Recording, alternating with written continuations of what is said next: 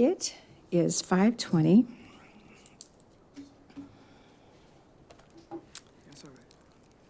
And this is April 6th. And let's start with the Pledge of Allegiance.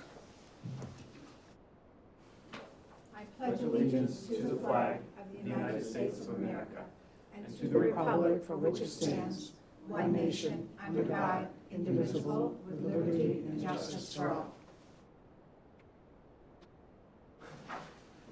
And all are present except for Commissioner Kelly, like I said, who will be here. Okay, a motion to accept and approve with the waiver of the reading of the minutes for the March 16 meeting. Second. That was moved by, and when you make the motion, I've been requested that you say your name, because I Brian. keep forgetting to say your name, and when Sandy's writing them, it's not there. Ed. Thank you. Thank you, that'll be a help when I forget. All those in favor? I guess I should ask, is there any questions or comments about the minutes? Okay. And that is 6-0. A review and approval of all bills, part-time deputy payroll included. Motion. Roland, motion to accept warrant 2212, 2213, 2214, 2215, 2216, 2231J. A second? I second that. That is Commissioner Michaels. Any questions about the bills or clarification you'd like? Seeing none, all in favor? It's 6-0. Was there a Maine County Commissioners meeting this? I guess it's been 3 weeks. There was none. Okay. Not believe there was a workforce board meeting, but we can ask Commissioner Kelly at the end of the meeting when she's here. Treasurer's report, Ms. Proctor. Okay, it's real quick this time. April is National County Government Month. Yay. Still no luck hiring a grant assistant. I'm hoping, kind of asking if I could possibly charge some of my time, because most of my time right now is the grant, so that I may pay my staff some overtime out of the general fund to pick up other stuff that I cannot get to.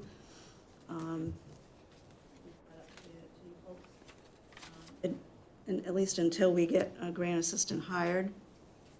Also, on the project list, I've added $3,000 for a compliance audit. That is required, and it has started as we speak. And also on the project report, you will notice the sheriff building is still orange. That is because when you approve the amount before, you did not include the $38,551.21 of buyer obligations. And either that needs to go under opera or somewhere in the general fund. So that's why that's highlighted. You should have an updated project list. I've changed the color coding a little bit. The orange is county projects that have not been approved as of yet. The yellow are other organizations that have not been approved. The first page, you have in the different columns, I just want to explain this a little bit. You have your proposal, that's what was asked. Second column is what's approved, and then what is spent is next, and what is left to spend. If you look on the first page on the bottom, the first page is the regular grant. It's not revenue loss, it's just the grant.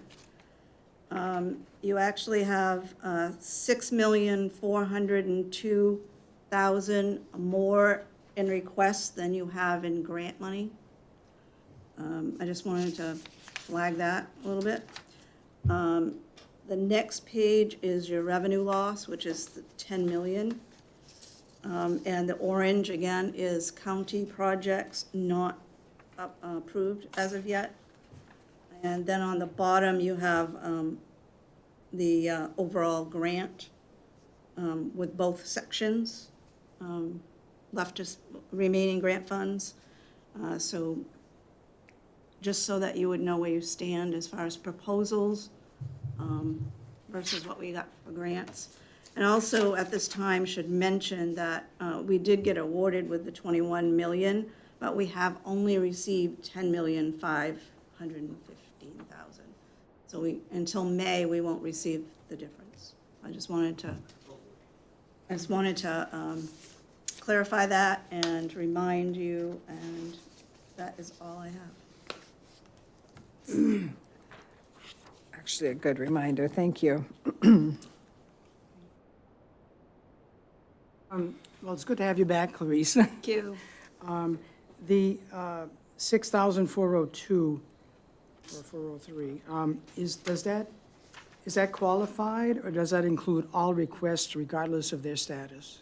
That's regardless of their status. Okay. There's still a couple on here that I'm deeming as ineligible, but Oh, yeah, okay, all right, until you vote them off, they're on here. okay.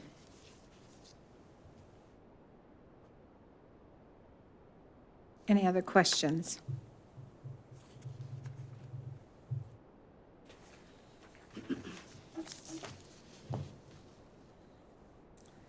Okay, Madam oh, Chair. go right ahead.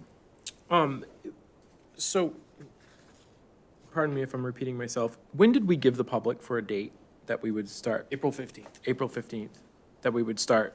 That was their deadline to get their request in. And then Okay. I believe the following meeting on the 20th is when we would start. Well, we would receive the final Presentations, presentations. Because if somebody applies on the 15th, they obviously need the 20th, or I think it's the 20th. Yeah. Now, let me take that a step further. Since you're asking that, and maybe this is better under discussions, I wonder if we ought to amend that date to match up with the date when the second half of the ARPA funds are actually deposited. Yeah, and that's kind of my point, is like, I mean, I've sent Politico stories to, I think, everybody on this board, that there has been talk in Washington of all that money not coming through. And there's been a lot of discussions with 3 moderate Republicans in the Senate that want more funding to be paid for. And part of that money was ARPA money. So I want to be very careful about that, because that money is not guaranteed. It's pretty likely it's not guaranteed. So I just want to make sure that everybody is aware that those conversations are happening. So I mean, I would be open to that, pushing that out a little bit so that we know that we're getting the money. I just want to bring that up. Maybe that is a discussion item for later. Do you but- mean the deadline or when we start actually? When we start actually voting That on makes money. sense. Because I'm as good of with this point, I mean, Clarice, correct me if I'm wrong, but if we approved everything today, we would be short 6.4 million. I just want to make. So, sure. I mean, we're gonna have to make decisions, like, people are not gonna be happy. People will not get their request because we have too much already. Go April 15th cutoff and then just move when we make the decisions to when we get the money. I'm good with that. And I That don't makes think we sense. need to do that at this second. Since we're talking about money in the till and money that hasn't come into the till yet. Yeah, I think that. Before you look like you have something to say. You'd- Well, I guess I'm not aware of the fact that the money is not coming. I'm not familiar with the articles that you're referring to. I can send them to you. Clarice, do we know when we're supposed to get the second deposit? Saying May 11th. And have you received anything saying contradictory to that? I've gotten word on the bill that he's talking about. It's saying that there was something, it's a big, long story, but 15 billion they were trying to get it through for more COVID relief for other things. Half of it was gonna be paid from unobligated stuff from cities, states, and counties was supposed to be last to be clawed back, but it is a possibility. That got defeated, but they were saying that, now that they have their eye on it, to be careful. 'cause- And they are still negotiating that package. The fact that that money that has been allocated to us, that we haven't seen yet, has been talked about. I just think we need to be aware of it. And so. if About we 30 all- days. Right, Just yeah, holding that's off. right. Yeah. That's 30 right. days, yeah. Yeah. Well, it's a sort of a first time I heard it, it was a little startling, yeah. I'm sorry, I thought it got sent. Just to to be everybody. clear, if we obligate the funds, like we vote and approve it, then they can't take it back? Correct. Okay. Because I'd add it to the report as obligated, so. Yes, Commissioner My Fleury. understanding about the cut, it was specifically for the COVID abatement. So even if that's done, I don't think it would affect other eligible projects with ARPA money. That's my understanding.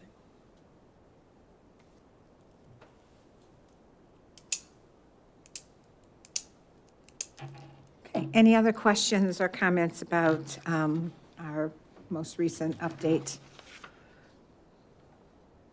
ARPA accounting. Question, but not on the ARPA. Go ahead. I heard our one person that you had no-showed the interview. No follow-up from them or anything? No. Fantastic. I guess keep trying. I don't know what else to say to that one. Just no-show. Okay. That's pretty bad. It's 5:32, we have full board. Commissioner Kelly has arrived. And we are on the most recent update. I'll give you my copy. Thank you.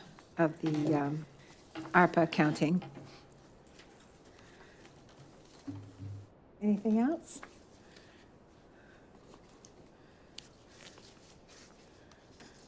Okay, administrators report. Very quickly highlight a couple of things. Obviously, been putting the union contract material together, trying to make sure it's right. We have hired an EMA office manager, and just as we have hired one of those, we are soon to be advertising for a DA office manager. Have been obviously looking and reviewing ARPA requests and questions. The probate renovations are ongoing. We did run into a couple of glitches, but those have been, are being taken care of and is progressing, and should be on time. The next phase of roof shingling is to begin next week and messing up everybody's parking out front here. But anyway, those are just things happening and going on.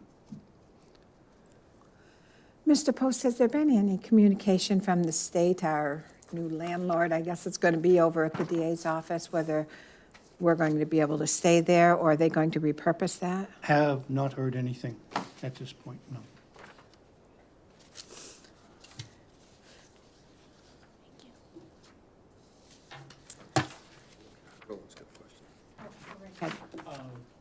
We received an email from Lauren Haven on behalf of the County Commissioners Association.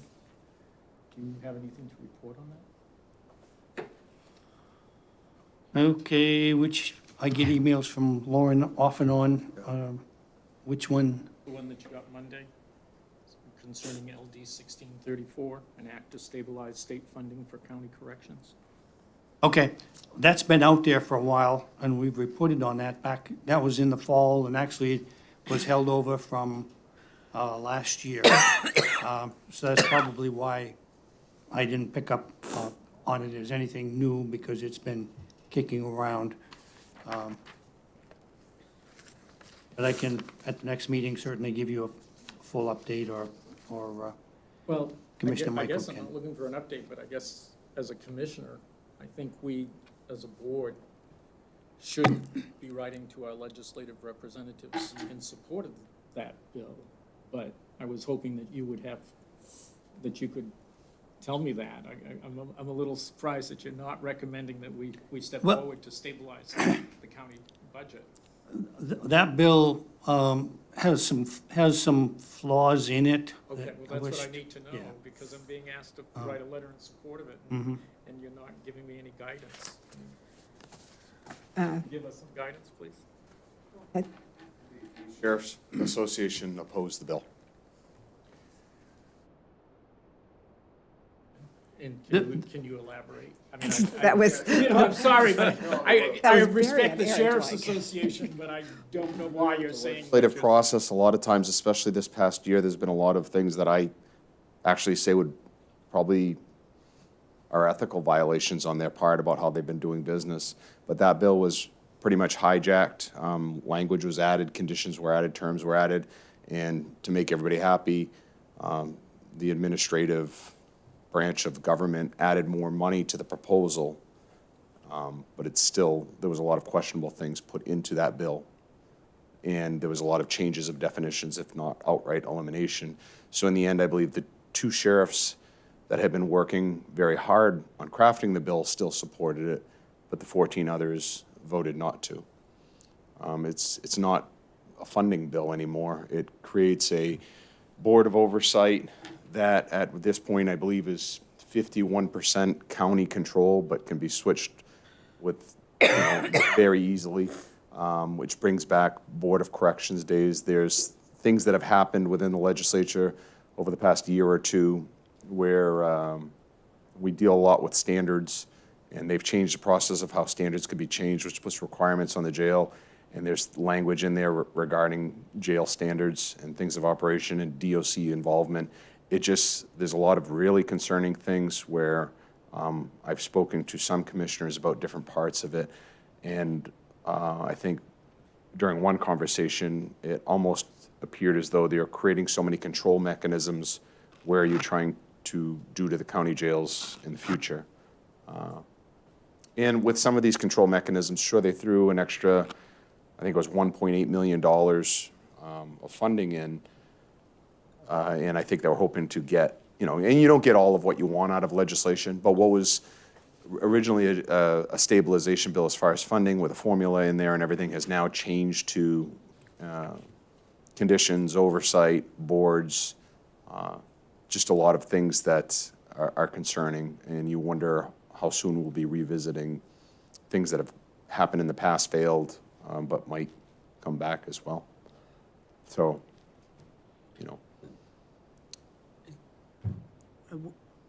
go right ahead. So my question is what's the status of this bill? Is it a work in progress still? I Is believe- it ready for approval? No, I believe it'll pass regardless of our take, because we got an email back from, I believe it was the executive branch that said, well, not everything happens the way you want it, and here's how it is. And we were generous with providing extra cash incentives. So I don't think it mattered whether the Sheriff's Association opposed or not. I believe they had the votes moving forward. There's been a lot of legislation that we've noticed this term that has come in titled or even with language. And when you get there, the language they're dealing with isn't even what was in the original bill. It just gets totally rewritten with nobody having the updated information, except for select groups that are prepared to testify for some reason.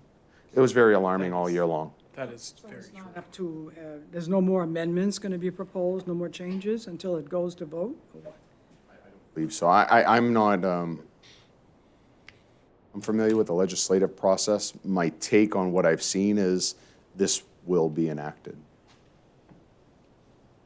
So the funding will be provided, but there's a lot of conditions on it. There's also conditions where I didn't necessarily have a problem because we've always, and Larry's actually, you do the CRAS report, we do our daily head counts, we do all things required. But there's been certain counties that refuse to participate in that. I don't know why. We've actually taken on boarders from those counties to help them out in times of need, but then they'd cause us problems by not doing the reporting required. So it throws numbers off as far as populations. Well, in there now, there's consequences for the whole system to not get the funding if certain counties aren't up to doing their obligations. Where before we had crafted in a way, if they don't participate in the required reporting mechanisms, then they, in effect, would be penalized. But now it's the whole system that will, in the last language I've seen. Now, when you're talking about failed endeavors, what I'm getting out of this is you think this bill paves the way for another BOC-type organization? Is that what you're? The concern would be paves the way for another BOC, but I think what's being put in place, other than the numbers, is it mirrors BOC to some degree. The difference now is counties have 51% control, because of board members, but that can change. And that can change with participation. I mean, oftentimes there's 7 of you and not all 7 are available. And it's easy for the counties or the state or either side to, I don't want to say cry foul, but say this isn't working, and an adjustment could be made legislatively, and then the numbers are different, and then what happens? And then it's so close to mirroring what we saw at a BOC. It's not currently, but when you see trends going on, you have to wonder, is this where you're going? Because, there's legislative requirements, and thankfully I had emailed some of our local delegations to say, please support this, please don't support that, and regarding to language they were using for confinement issue. How they use systems is a lot different than how it affects county jail operations. So Senator Claxton actually responded, and we went back and forth, and thankfully there was changes made at the end. But originally it had passed through, which would have created management and risks to the inmate population here and our staff. But thankfully we got the attention of at least enough to have county jails removed from the new requirements. Originally, we were all part of it. So yeah, there's concerns when you read it, and in a way, you'd like to say, we need the stabilization, we need the funding, but sometimes at all cost isn't worth it. And I think when you look at the history, this has been going on for 3 years with this bill, and you look at what it's been turned into, along with some of the other things you've experienced over this past year, you start to say, some things just aren't worth it at all costs. But you also know full well that the way it's been crafted and things that have been added, the Sheriff's Association's position probably wouldn't matter in this instance, and we were advised so at the end. Your question? Anyone else? Go ahead. I just did some quick research. So the bill actually was heard last year, and the amendment isn't even out yet. So what's probably going to happen is the clerk hasn't finished any fiscal note amendments yet. So the bill isn't even out of committee yet. I haven't even seen it on the calendar yet. So but there's only 10 days left in the legislative session. So they're gonna vote on it. It's gonna happen soon. It's not gonna happen tomorrow, because I just looked at the calendar and it's not on there, but probably next week. So, I mean, as far as the requirements go, I mean, Jeff and I, we've worked together a long time. We've already conceded we can meet the requirements. We currently are. And I mean, even Larry participates in it. So we don't have any, but the problem is when you have 16 and you see a record of one county failing to do the required reporting, now you realize it affects everybody, where originally we were saying, well, if they're not going to fail, just don't provide the funding they need till they, onto their end. And when you look at some of the requirements they can put in place, like they have now with mandates or the last minute changes they can do, they don't fund you to put things in place, whether it's an MAT program or what are some other things that they said, you'll do this now, but don't provide funding for? And there's a cost associated. Now they'll have the ability to continue. Do you have one off the top of your head? Yeah, when you see things like that in this, you just wonder, okay, we'll really be at there. And our attitude, once we looked at it and, defeat is, whatever it is, we'll do it, but there could end up being cost to it. I mean, we adapt to whatever the requirements are, whether we agree or find them not realistic, but we get it done, and we'll continue to do that. It's just some things you can bill as no cost when there is a cost.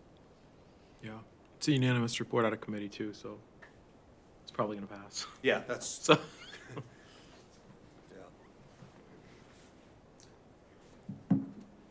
The unfortunate part is when we as county commissioners are approached by our representatives in asking about our support for this, the only guidance I had was a letter from the Maine County Commissioners Association saying that they want me to write a letter in support of it. If I hadn't asked the question tonight, I would not know that there's some challenges affecting Androscoggin County.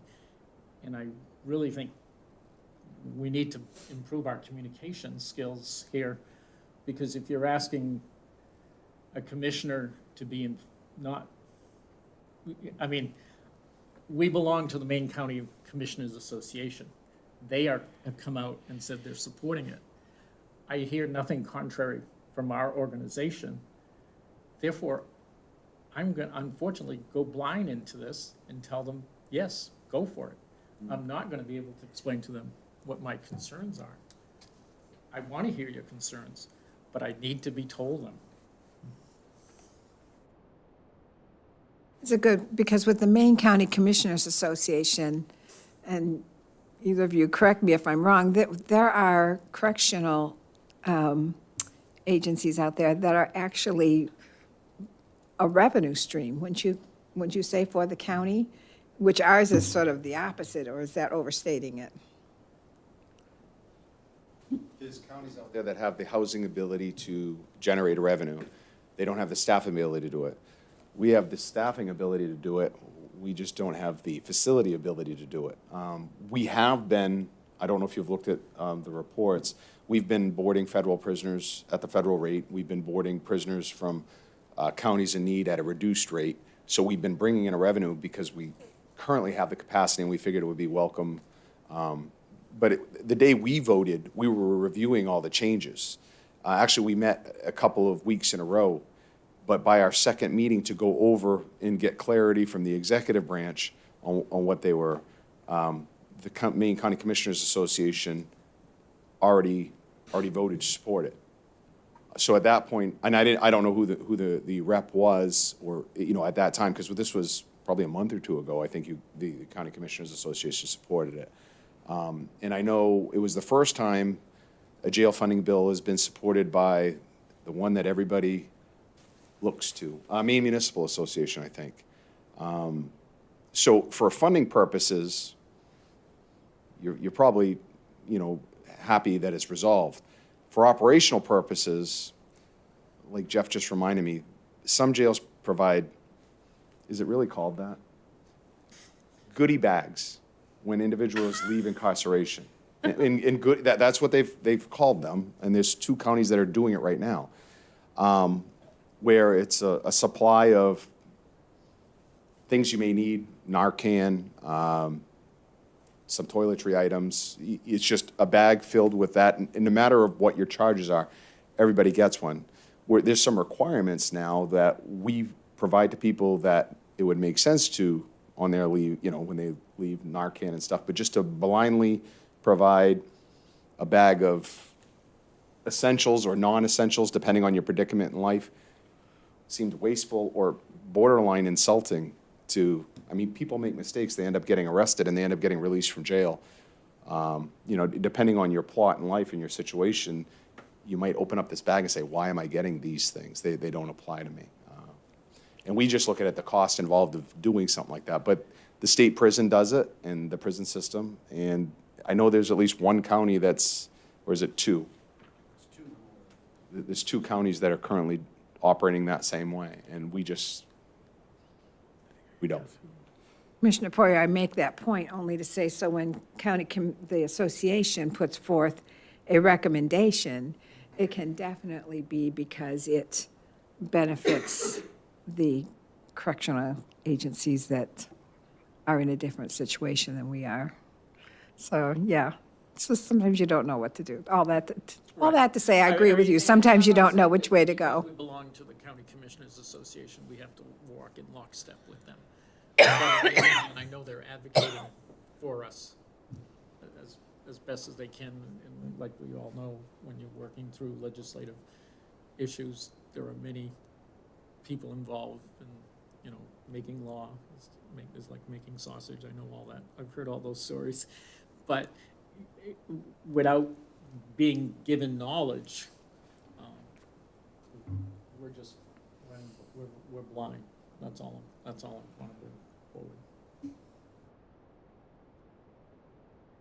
Okay, anything else on the administrators? Were you finished, or did we Yes. interrupt you when Nope, we I'm started finished. asking questions? Okay, comments from the public? Dave, is there anyone online with their hand up? Okay, perfect.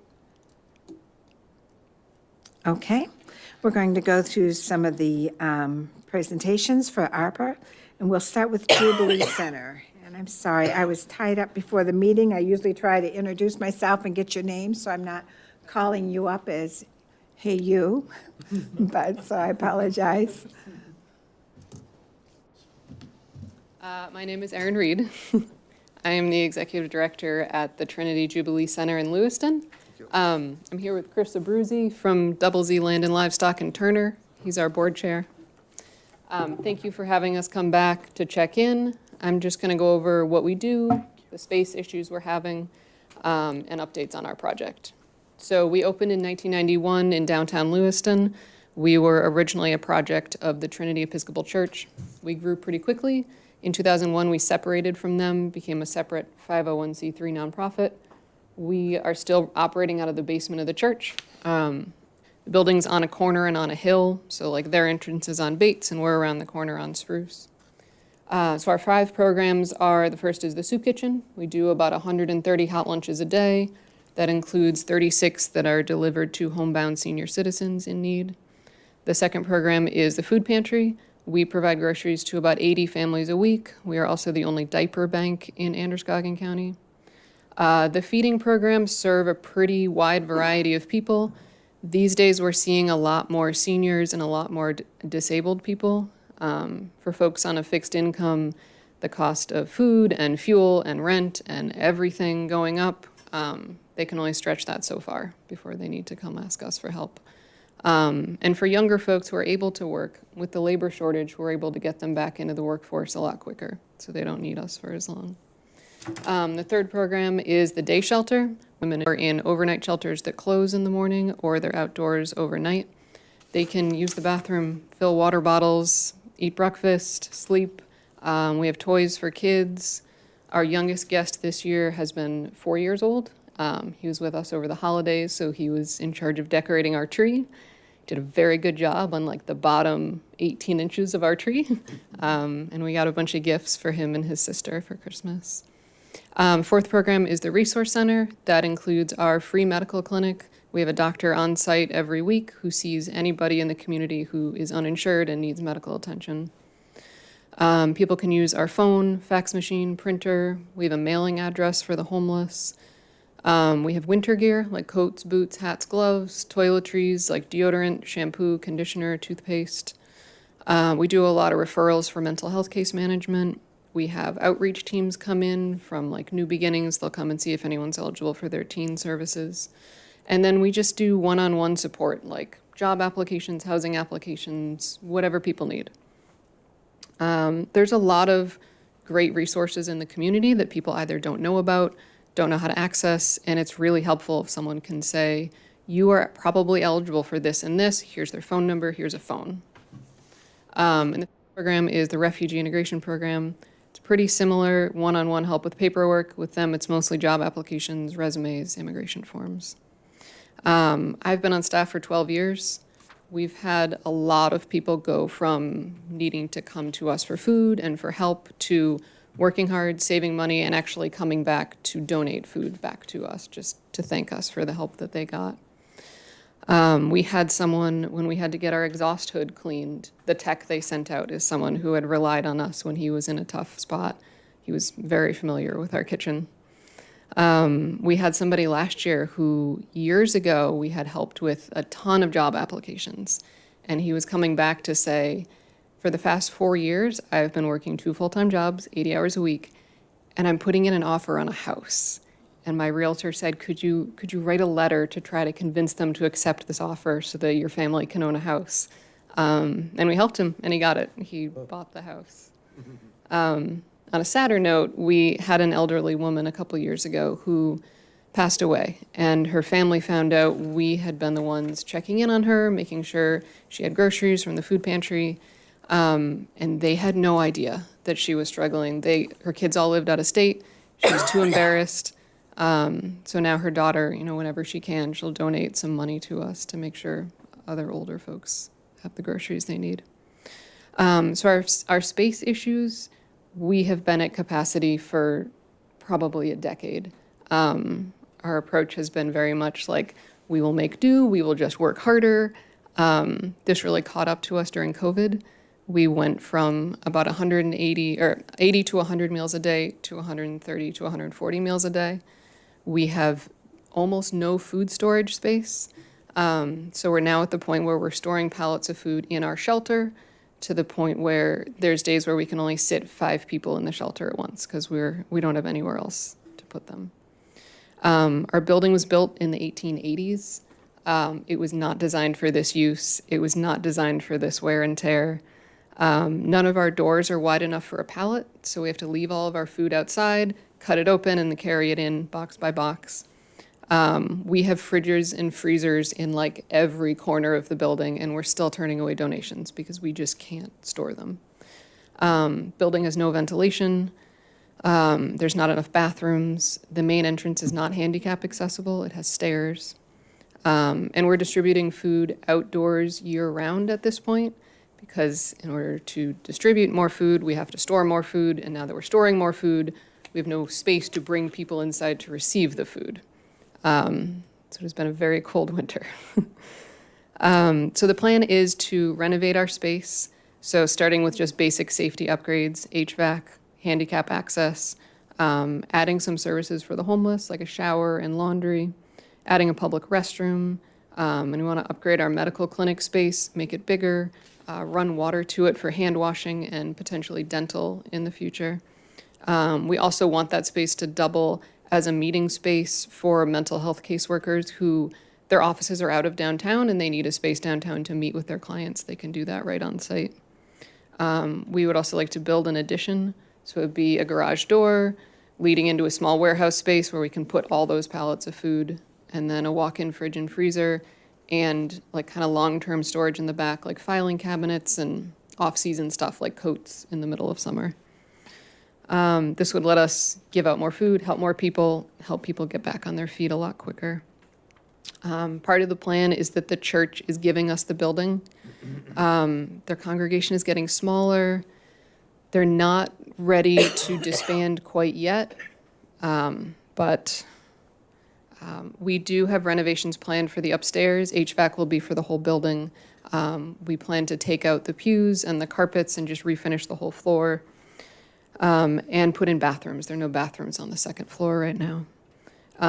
They would like to lease the space back from us for 5 years, which works well for us. I think we will be busy with a bigger space, bigger programs, and that gives us room in 5 years to either expand again or rent the space out again.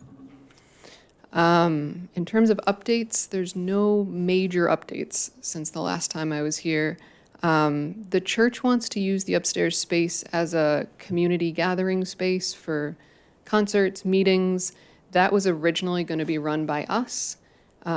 There were some concerns that we are going to have our hands full managing our bigger programs. It doesn't quite align with our mission of basic needs, and there is the potential liability of it pulling funds and pulling staff from our core programs.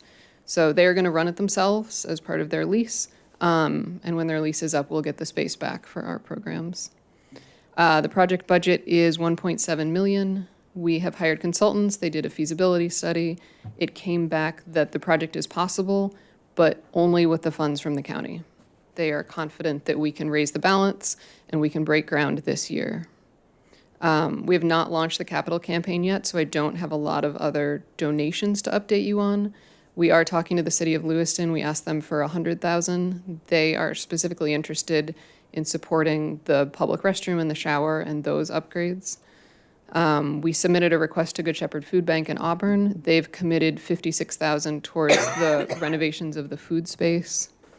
And I just want to reiterate like how much it would mean to us to get support from the county. I know you have a lot of people asking you for money. For what it's worth, I am a very stingy person. I'm very careful with money. It drives the board crazy. It drives my staff crazy, but we will spend every penny of this like as carefully as possible. It'll go a long way towards helping a lot of people. Do you do questions? Well, I shared this with some of the board members, but after your last presentation, I was not familiar with your organization down South Portland, so I'm not in the Lewiston Auburn area during daytime. And I happened to just have an appointment, needed to be in Lewiston 2 days after your last presentation, and it was around noontime. And I saw you in full feeding lunch, and I parked across the road, and it was very humbling and wonderful what you're doing. I was really taken back. It was exactly like you described it, with people going around the corner waiting for food. Many of them looked like they were very much in need and very thankful for, they were going through their lunch bags when they left, and I sat there for about 15 minutes and watched. It's a wonderful thing you're doing. Yeah, the woman who runs our kitchen is a grandmother, and she has a really hard time on school vacation weeks. Because, she knows all these kids are going to come in, and it just, breaks her heart, and she goes crazy. She saves up all the, fish sticks and chicken nuggets and french fries for, Kids Week, because she knows they're all coming, and Yeah. it's the least she can do. Yeah, it was exactly what you described. It wasn't what you're describing, and wasn't overstated at all, with people lined up around the corner. Questions, comments? Yes. So you mentioned that with the whole project is 1.7 million, and if you don't have this ARPA, it detrimental to the whole project, is that right? Yeah, they said, you could have contingency plans. It could stretch out over more and more years, but it would not happen this year. It wouldn't happen in the near future.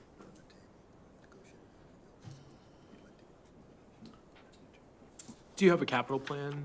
Planned? Is there an effort beyond ARPA funding to? Yeah, the same consultants that did the feasibility study have put in a whole proposal to raise the remainder of the funds. The feasibility study, they spoke with most of our major donors, so they have those relationships and they're ready to go to raise the rest of it. Understood. Thank you. Madam Chair, Yes, go right ahead. I really appreciate what you're doing over there too, and I've heard some good things. I'm generally supportive of what you're doing. I imagine we're going to put this on the table and discuss everything in one context, but I'll certainly be voting in favor of getting you some funds, whatever we can do. And Thank you. there again, mostly just thank you for doing what you're doing. You're on the ground, in the front lines. We very much appreciate it. Yeah, no one on our staff belongs to a gym.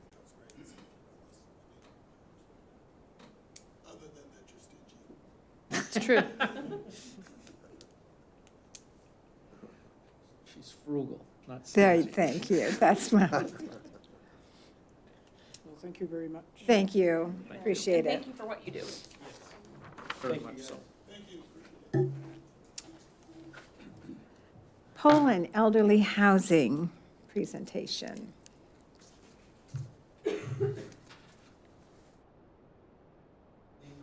My name is Marty Sadlowski. I'm the Executive Director of Auburn Housing Authority. And let me just first start by saying what a hard act she is to follow, and how many of our elderly residents have benefited from that program.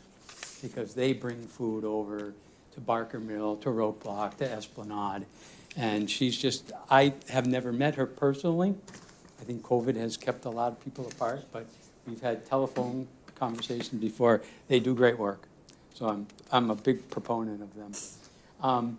So thank you for giving me this opportunity. I'll just give you a snapshot of the Housing Authority. We own or manage 558 units.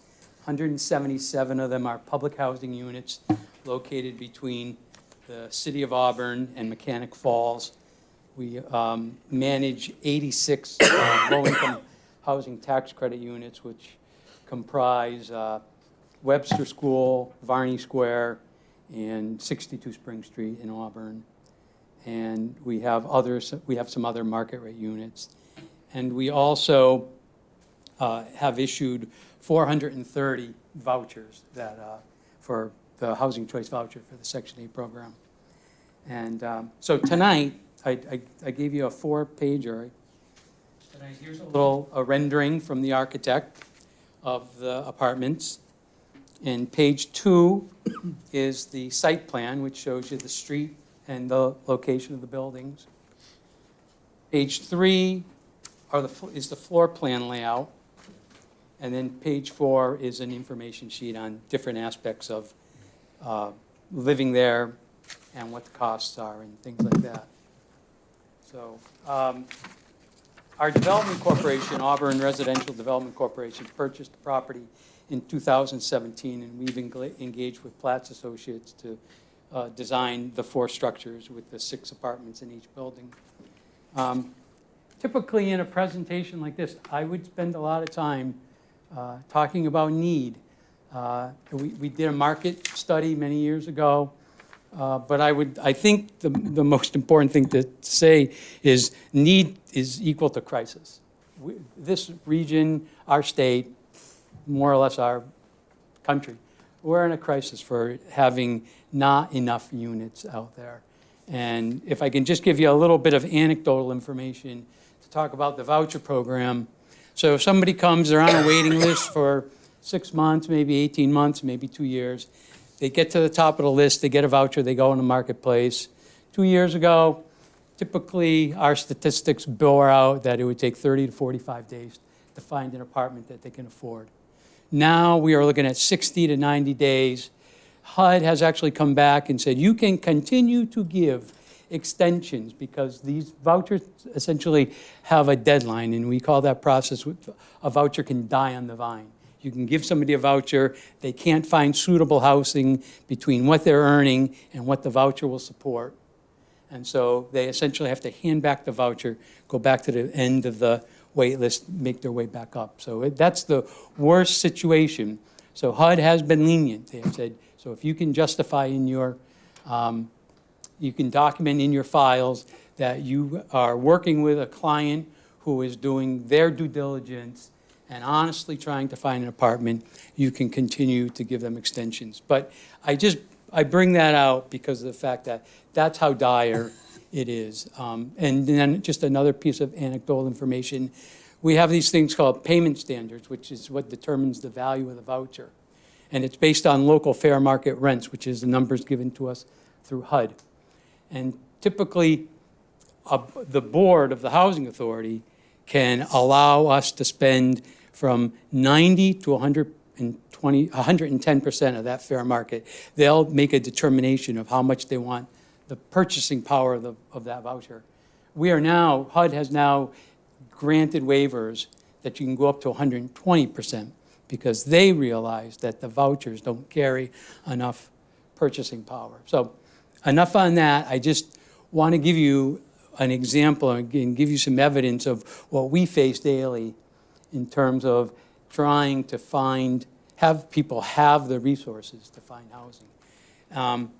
And so it's a supply and demand issue. And what I would ask is, as we talk more and we have a discussion about the subdivision, about these units, is for me to hopefully impress upon you that it's just not 24 families that we're helping, because you're really helping to provide a greater stock. So there's going to be a trickle-down effect, because there may be people in Poland who decide that they want to downsize and sell their house and move into an apartment. Well, all of a sudden now you have another house that's available. And it's every developer across the economic spectrum has a role to play in increasing the supply. Our role is at the lower economic end of that spectrum. But when I see other developers doing things in Auburn or in Lewiston, wherever, that supply is eventually going to work its way to help control the escalating cost of rents. It has to. It's just basic economics. If you have at least a static demand, even though it probably grows a little bit, but if you increase your supply, then costs are going to come down. Rental costs are going to come down. Or maybe said differently, they're not going to escalate at the rate that they've been escalating. So that's why I'm here today, is to make a presentation to you to talk about the value that 24 units will be to not only whoever ends up living in those units, but the trickle-down effect of what it will do in helping the overall housing supply for the county. So what ended up happening, just a little bit on costs, I started in March of 2020 at the Housing Authority. At the end of the first week I was there, the state closed down to COVID. We continued on as we could to work with Platts Associates to start to develop what we thought we wanted to do out there. And then in May, last May, we did, this project has planning board approval in the town of Poland. So they have vetted all of the land use and the construction techniques and all that. So that's all been, from their perspective, that's been approved. And the original estimate for this project by my predecessor was that it would cost $3.5 million. Well, it ended up, we have an estimate right now of $6.8 million. So we're more than double. And I think probably many of you in your everyday life know that costs are going up, and construction costs particularly. And it was the intention of the ARDC board that at $3.5 million, that between our own cash and some debt, that we could afford to do this without any assistance. But what ended up happening, obviously, was we don't have the internal resources for a $6.8 million price tag. So I am asking for a lot of money. I understand it. But with $2.8 million of cash from the Development Corporation, essentially $2 million of debt that the revenue from the 24 units will be able to sustain over a pro forma period of 30 years, and $2 million of grant money, we can build these units. So I think that I would gladly entertain any questions and have a discussion with you folks. Go right ahead, Commissioner. Marty, so Auburn Housing Authority has jurisdiction of Auburn and Poland, or where else? What HUD calls our catchment area is Auburn, Poland, Mechanic Falls, Minot, New Gloucester, and Turner. Okay. And many years ago, what many public housing authorities did was to create nonprofits, 501c3s. So that's why this says on here the Auburn Residential Development Corp. So that corporation is allowed to actually go out and do different types of financing and get grants. So this is within our area to conduct business. Thanks.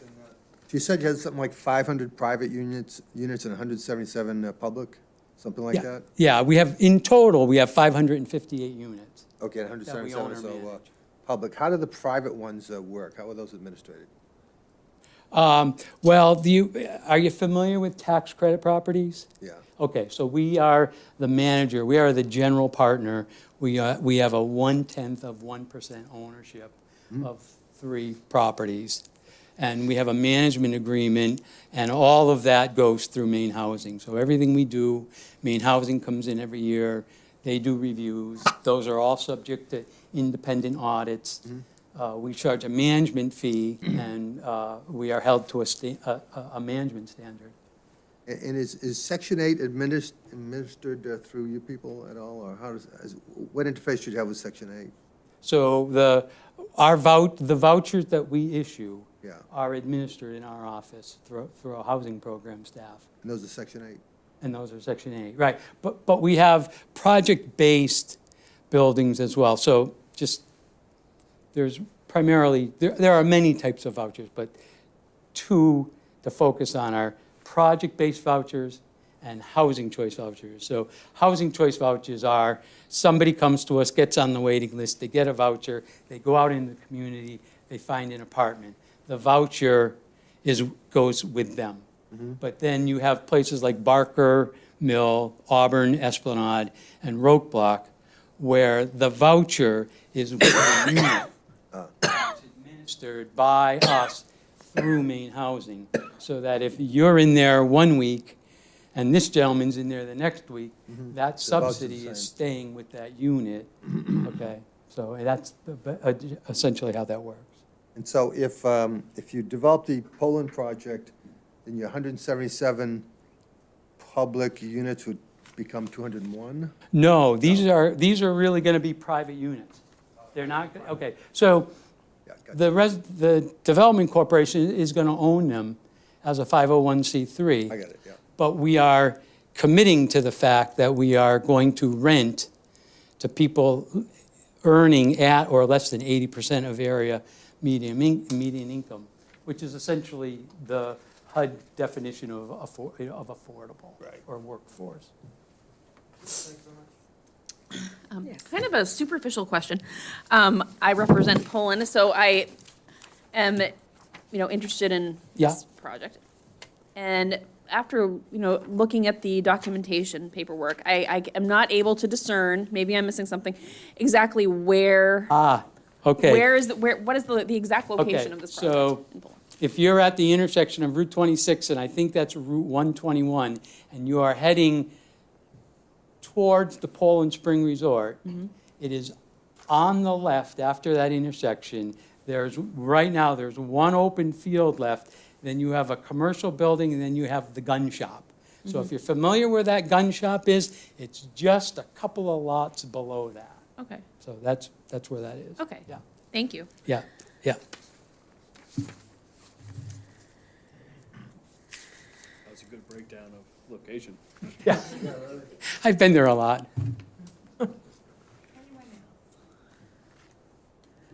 Okay, thank you so much for your I time. appreciate I really it. appreciate it. Thank you, yeah.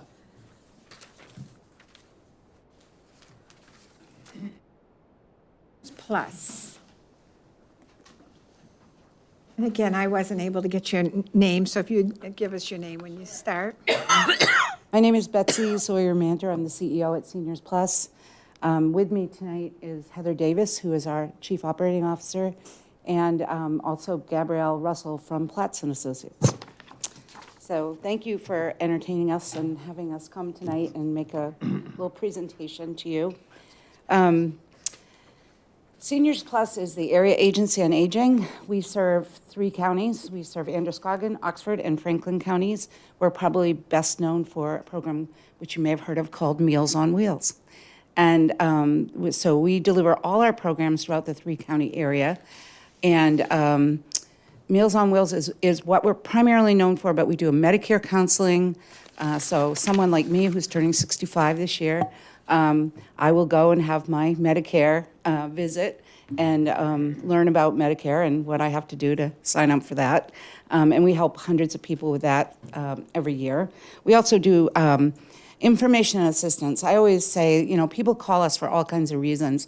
There may be a person who comes and they're living out in the West and they're visiting their family here in Maine, and they notice that their mom seems forgetful. She puts the tea kettle on and she forgets to turn it off and burns it up 3 times while the family is visiting. And so they call us and say, Mom needs to go to a nursing home. And we go, oh, wait, let's see. Does Mom really need to go to a nursing home? Or does Mom have some other issues that we can help her with that can keep her at home for a lot less money and is where she wants to live? And so we get everything from that to, I need to have my cat spayed and I don't know where to go to get that done. So we try to field all those questions.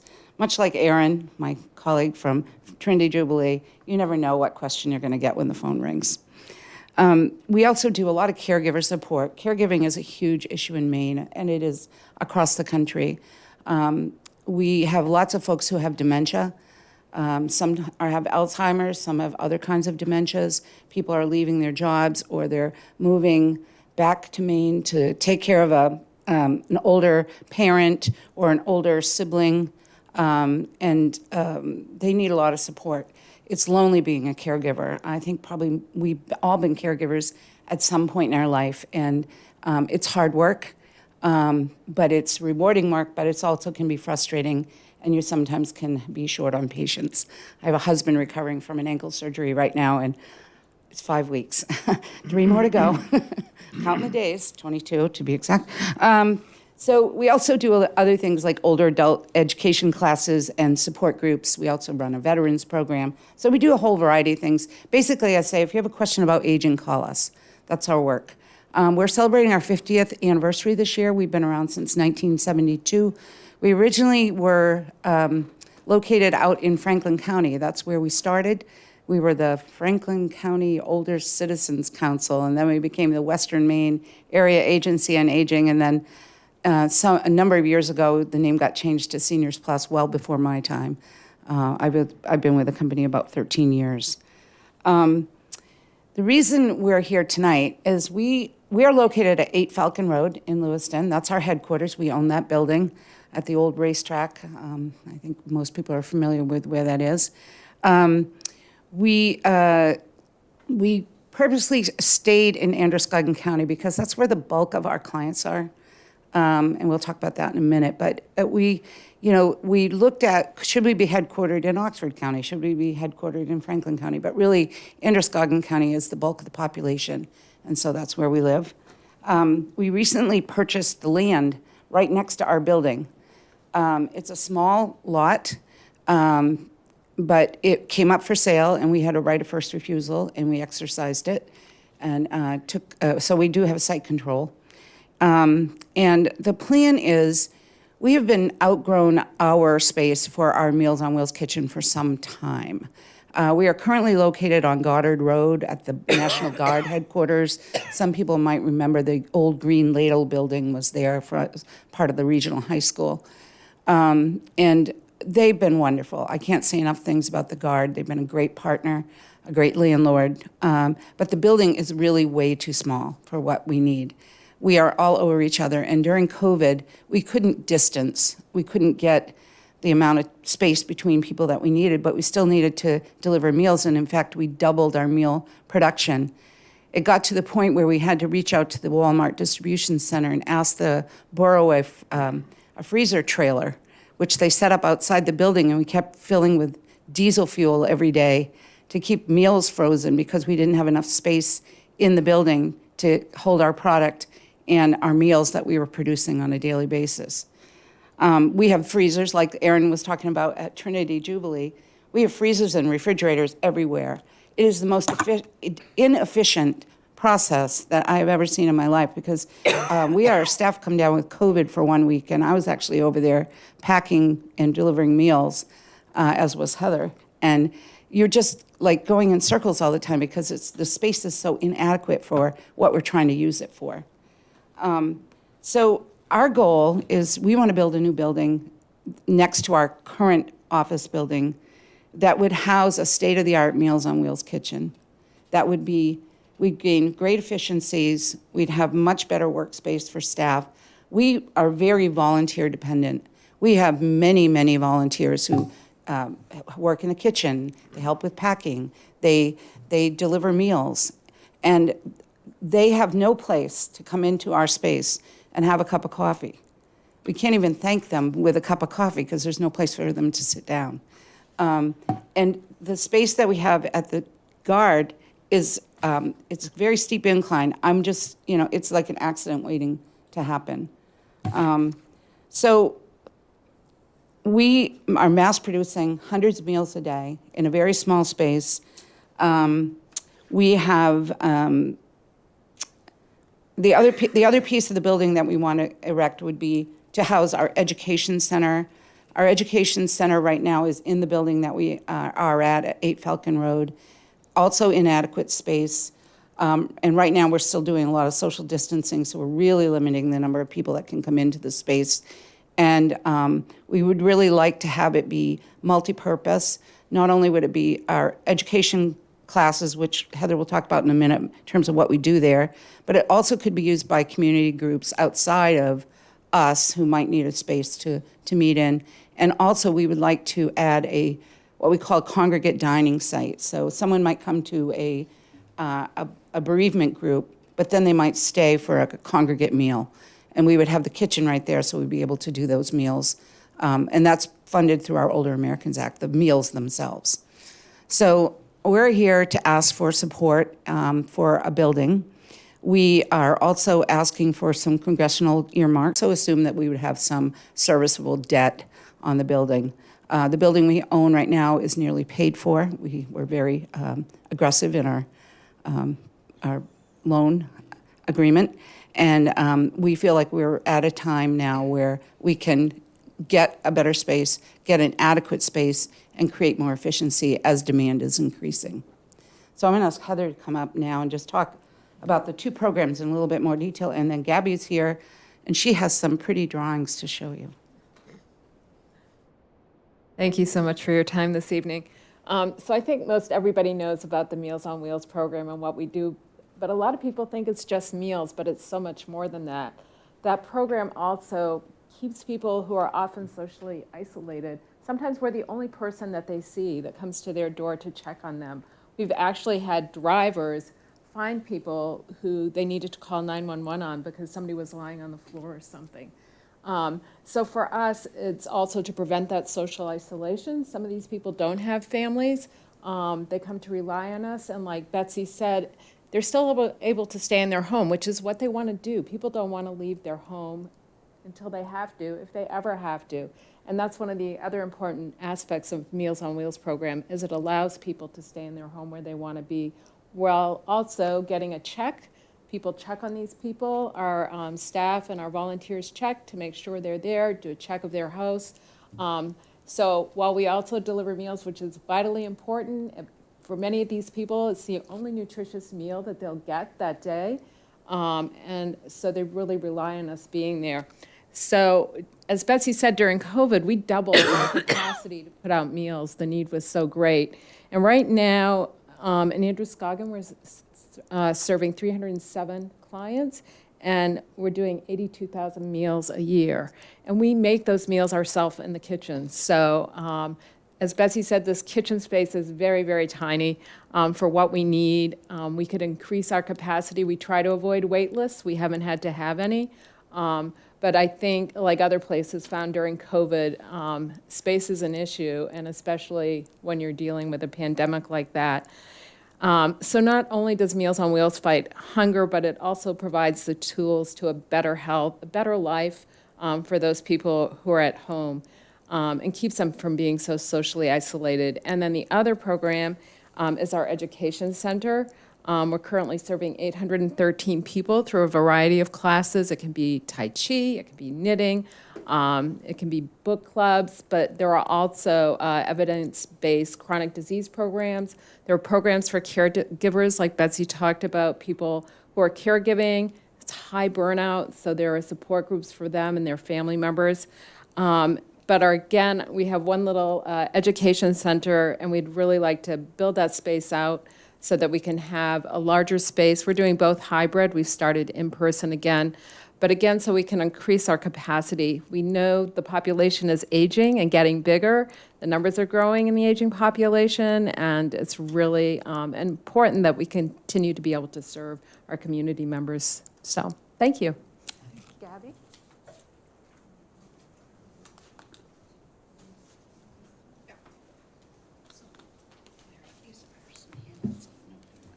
Hi, thank you for letting us present tonight. So the existing building that Seniors Plus owns is right about here off the page, and their parking area. This is at the Old Main State Fairgrounds, so Mollison Way, and they're right on Falcon Road. So the plan is to expand the parking area for the building, and this would be the new 15,000 square foot. We've got an 18-wheeler can come in, by way of Finale Way and come through the parking lot. That would be wonderful, thank you. Go ahead. So we've got a covered area so that the volunteers can pull in undercover, go right into the building, and then 18-wheelers can park right in this one-way area and unload into the building. And then regular traffic would come in off Falcon. Next slide, or are we sliding this over? This one's good.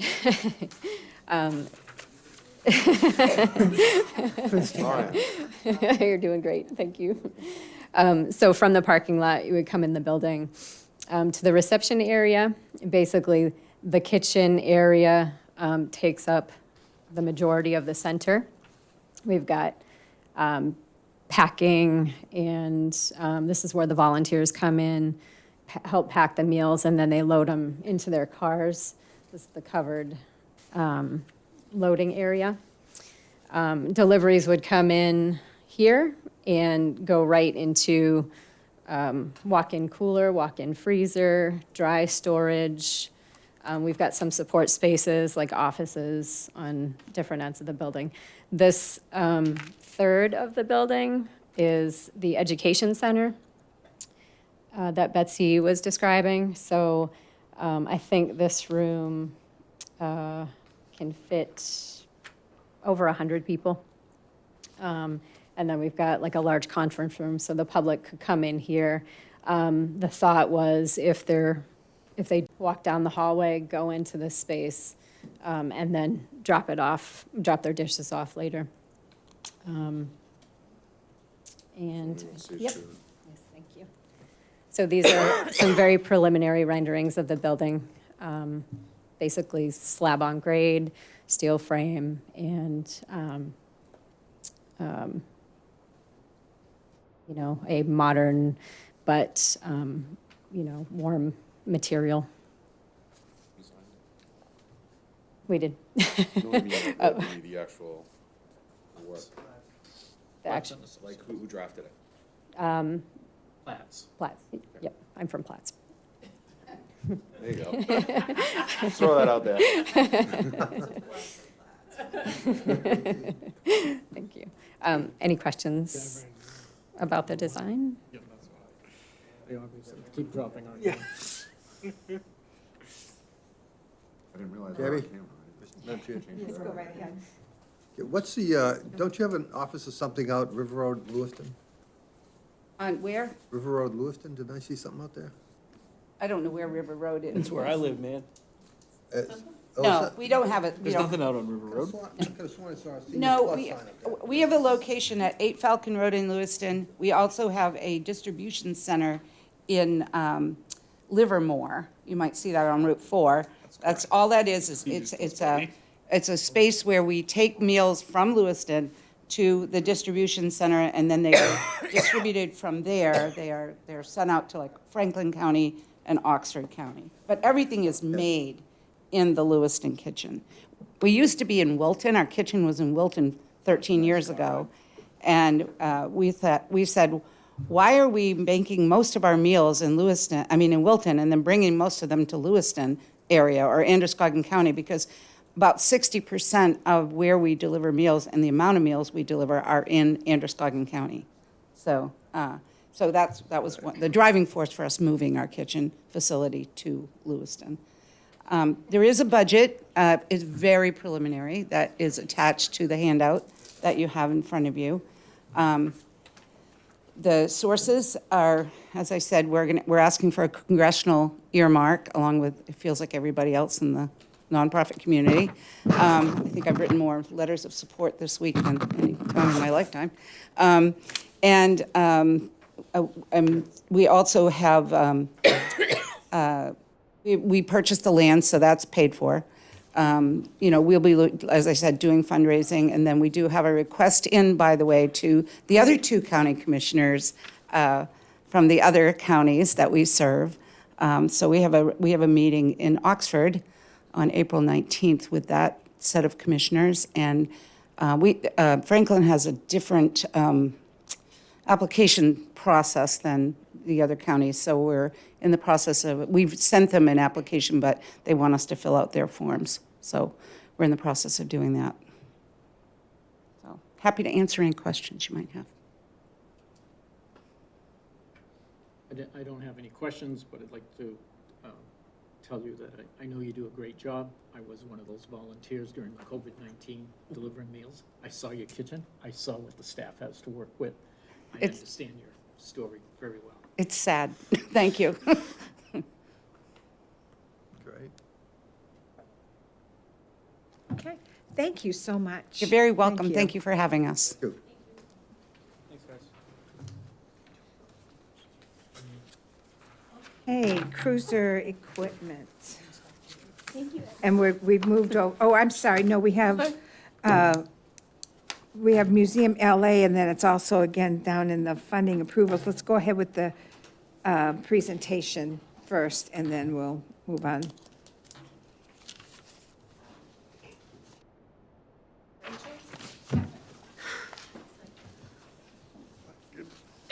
Hi, I'm Rachel Ferrante, the Executive Director of Museum LA. I don't have a big proposal for you because I've been here a number of times, but I'll recap a little bit for you and give you the update. As your Museum LA has launched a capital campaign for $17 million to move the museum to a permanent home. We've raised $4.5 million to date, including major commitments from both Lewiston and Auburn. The request from the Museum of Androscoggin County is $2.5 million to support a new HVAC system. Museum LA detailed in our presentation in November how the remaining money will be raised.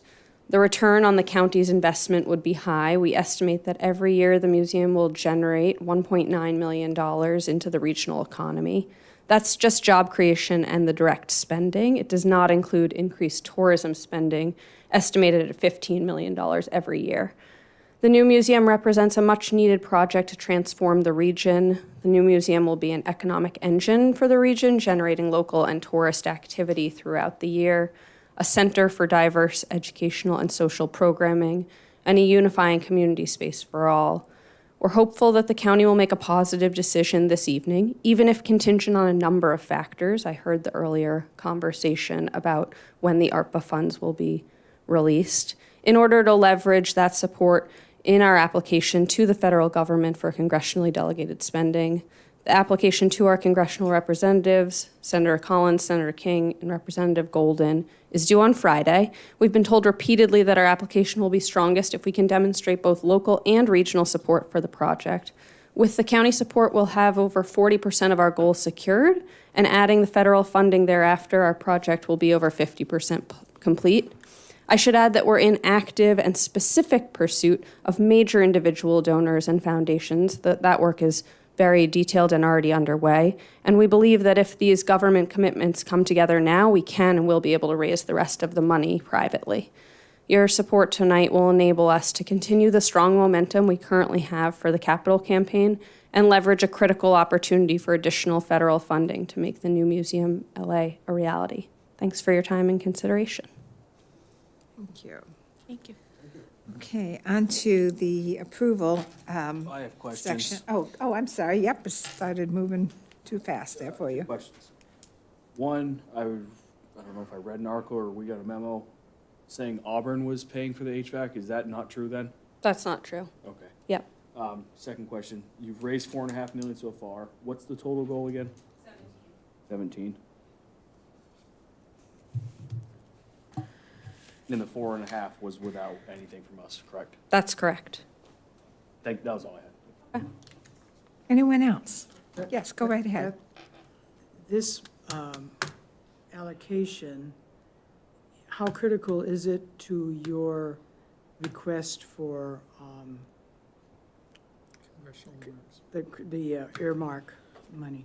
I would say it's incredibly critical. That's why I'm asking for what I understand to be an exception to be made in voting this evening rather than waiting for a couple of weeks, because our application is due on Friday, as everybody else's is. But we've been having extensive, I would say, years now of conversations with the representatives in all three offices together. And that's conversations that have been continuing as late as the last couple of weeks. They've been very clear that the more support we can show, not just in Lewiston, Auburn, but in the region as a whole, the more compelling it will be to the senators or to the representative.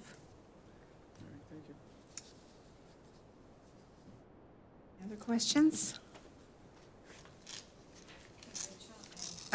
We'll be taking this back up later in the program under the voting section. Great, thank you. So 2A is cruiser equipment.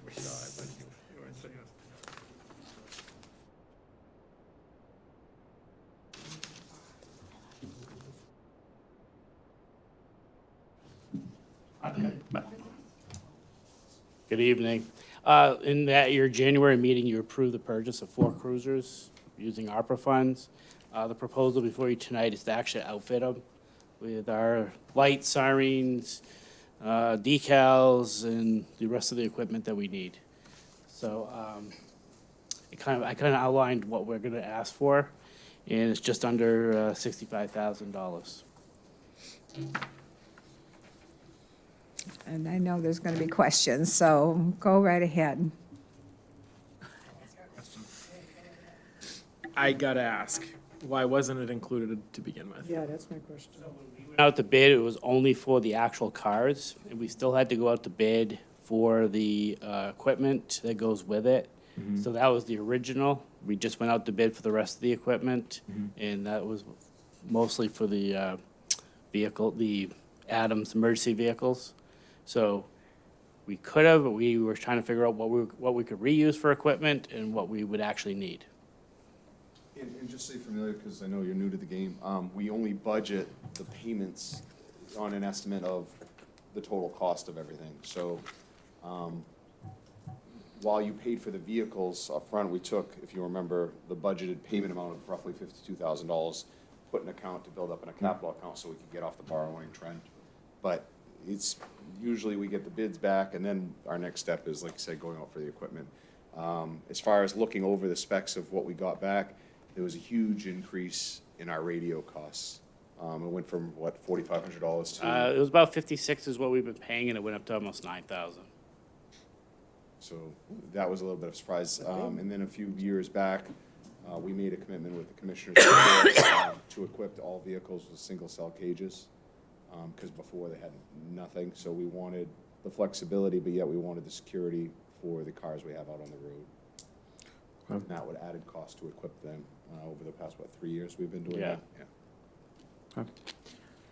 I would just ask next time if you could just give a round, or like, just bring this back, you know, like, this is how much it's gonna cost to outfit it. Sure. That would be helpful. Okay. I wouldn't leave yet. I'm sure there's other questions for you. That's a big ask. You might as well I think he hang asked out everything. there. I apologize. Clarification concerning the budget again. We had budgeted the purchase of the car, and we're now moving that into a reserve account. So when we were purchasing this, we were purchasing this also on an installment basis, or this was being paid for upfront? So what we used to do is we would pay over the course of like 3 or 4 years, depending on the cost of the cars and all the equipment. So we financed the equipment We- also? ye- Okay, yes, we did. That's what I wanted to Yeah. understand. So are we taking the money that we've taken for the cars, we're putting that in a reserve for the next cars, next time? That's my Is- understanding. Does it need to be made in a motion that this money also gets moved into that same reserve account? Otherwise, will it be? You've already moved the money. You already moved the $52,000 approximately that we budgeted. You already moved into the account for car purchases and equipment down the road, along with, I think, another like 20,000 that we had left over. So there's about 70-something thousand in that account now. But that 52,000 would have been used to cover the payments on the cars and equipment once we had it all together. And we usually can piecemeal it, because especially now, who knows when we'll get the cars? You know what I mean? I'm not being sarcastic with it. It's just usually we used to No, get the I've cars seen the within car 90 lots. days, you Yes, know. I've seen car lots, I understand fully. I just want to make sure that we're doing the same thing that we did with the cars, that we're not. So that money's been called. The money that you're talking about, we do one payment for everything. And when you guys approve the purchase of the cars using the ARPA funds, at that time you designated, because I had to have Billy and Clarice went downstairs to try and figure out and I knew it was right, $52,000, but you wanted to make sure of the amount, because to keep track of it. That was transferred at that time, so we don't have the money for the payment any longer. And now we're back saying, okay, the rest of the ARPA funds used for the purchases for the equipment of the car. Because what we would have done, looked at the total bill, and there's been one time in 7 years where we had to finance the cars because of price jumps for 4 years, but generally we finance the cars and equipment for 3 years. I guess, like Garrett said, if you had given this, all this at once, told us you were moving the money, then I wouldn't be asking this question again tonight. But it was not explained to us. Do I understand right that the 52,000 that we put aside into that reserve fund is going to be spent now for these vehicles? No. You want to spend ARPA funds for purchase of the vehicles plus the fit-out of the equipment, right? It was decided that the ARPA funds could be used for this, and we've had a long-standing goal to get off the borrowing because it'll save some money and it'll actually give us flexibility with purchasing.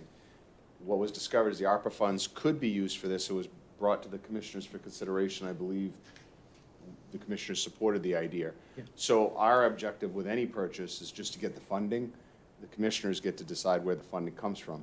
But by using the ARPA funding for the purchase of the vehicles as well as the equipment, it allows us to establish an account, hopefully build on it. So potentially, what, Larry, in 3 years, I think we kind of figured, we might be at a point where we could start purchasing the cars cash. And we don't often need to buy all the equipment because we reuse it. But when they change body styles, that creates a problem. Or like this year, we can't get the Tahoes that we've been buying, so we had to go back to the Fords. And at the same time, the Fords changed their body styles. So the equipment that was in the other Fords, it doesn't fit in the new Fords. It's a weird year as far as it goes. But the money that was budgeted for the payment for the cars and equipment has been put in that account. So hopefully we can build on that account to get off the borrowing. Okay, all right, thanks.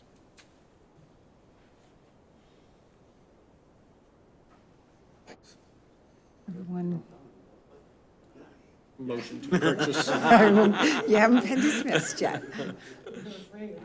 No, nobody was asking any questions, so. Quiet, so he left. Else have any questions? Roland was talking. I was making a Okay. motion to purchase the cruiser equipment, is what- unless somebody else has Okay. another question. I don't mean to cut people I'm not off. gonna leave until you tell me to. So. Well, I'm trying to put a motion, so not necessarily so you'll sit down, but for the purpose. Okay, second to that motion, And Ed, yeah. and that was Commissioner Plord. And before we take a vote, any last questions or concerns? Well, you did good then. No more questions. Okay. All in favor? And opposed? That is 7-0. And I guess I'm going to look to you, Larry, for a little guidance here before we go forward with this LA Museum vote. As I was pulling in the parking lot, I sort of got hit with information that sort of blew up what we were doing here tonight a little in my mind. I was able to have a conversation with Commissioner Poirier. I have not been able to have a conversation with Commissioner Plord. Would it be acceptable, or can I call a recess to this meeting, go into like a workshop so that we can have a talk? I do not want to blindside the commissioner and take a workshop, an emergency workshop, so we can discuss how to go forward and then go back into session, or what is the acceptable way of handling this, or Commissioner Michael or Commissioner Mason, and if either of you know what the right decorum is. I'm not comfortable just Absolutely take a recess. Yeah.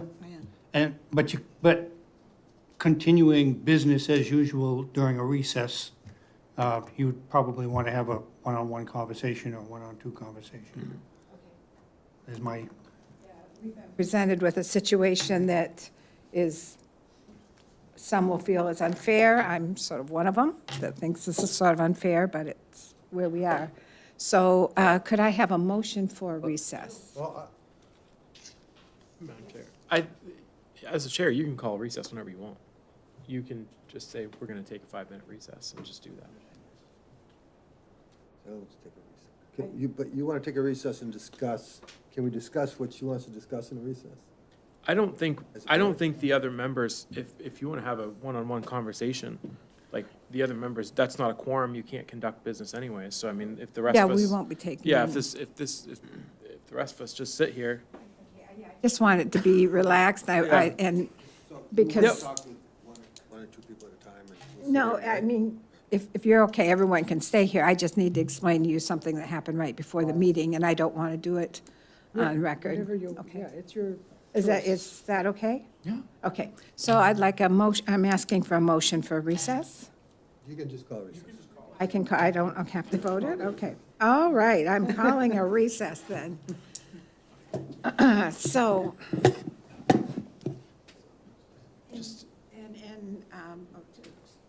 In preparing. Yeah. And then the rest of us can just stay here. Yeah.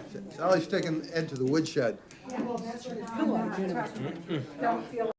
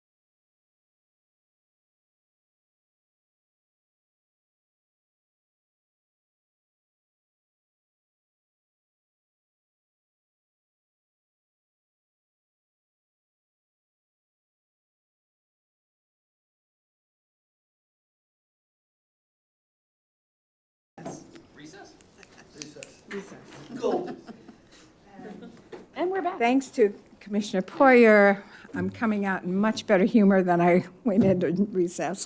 Thank you for that, Larry. So the issue that has faced us right at the 11th hour tonight was, we have two gentlemen that serve on the board of Museum LA.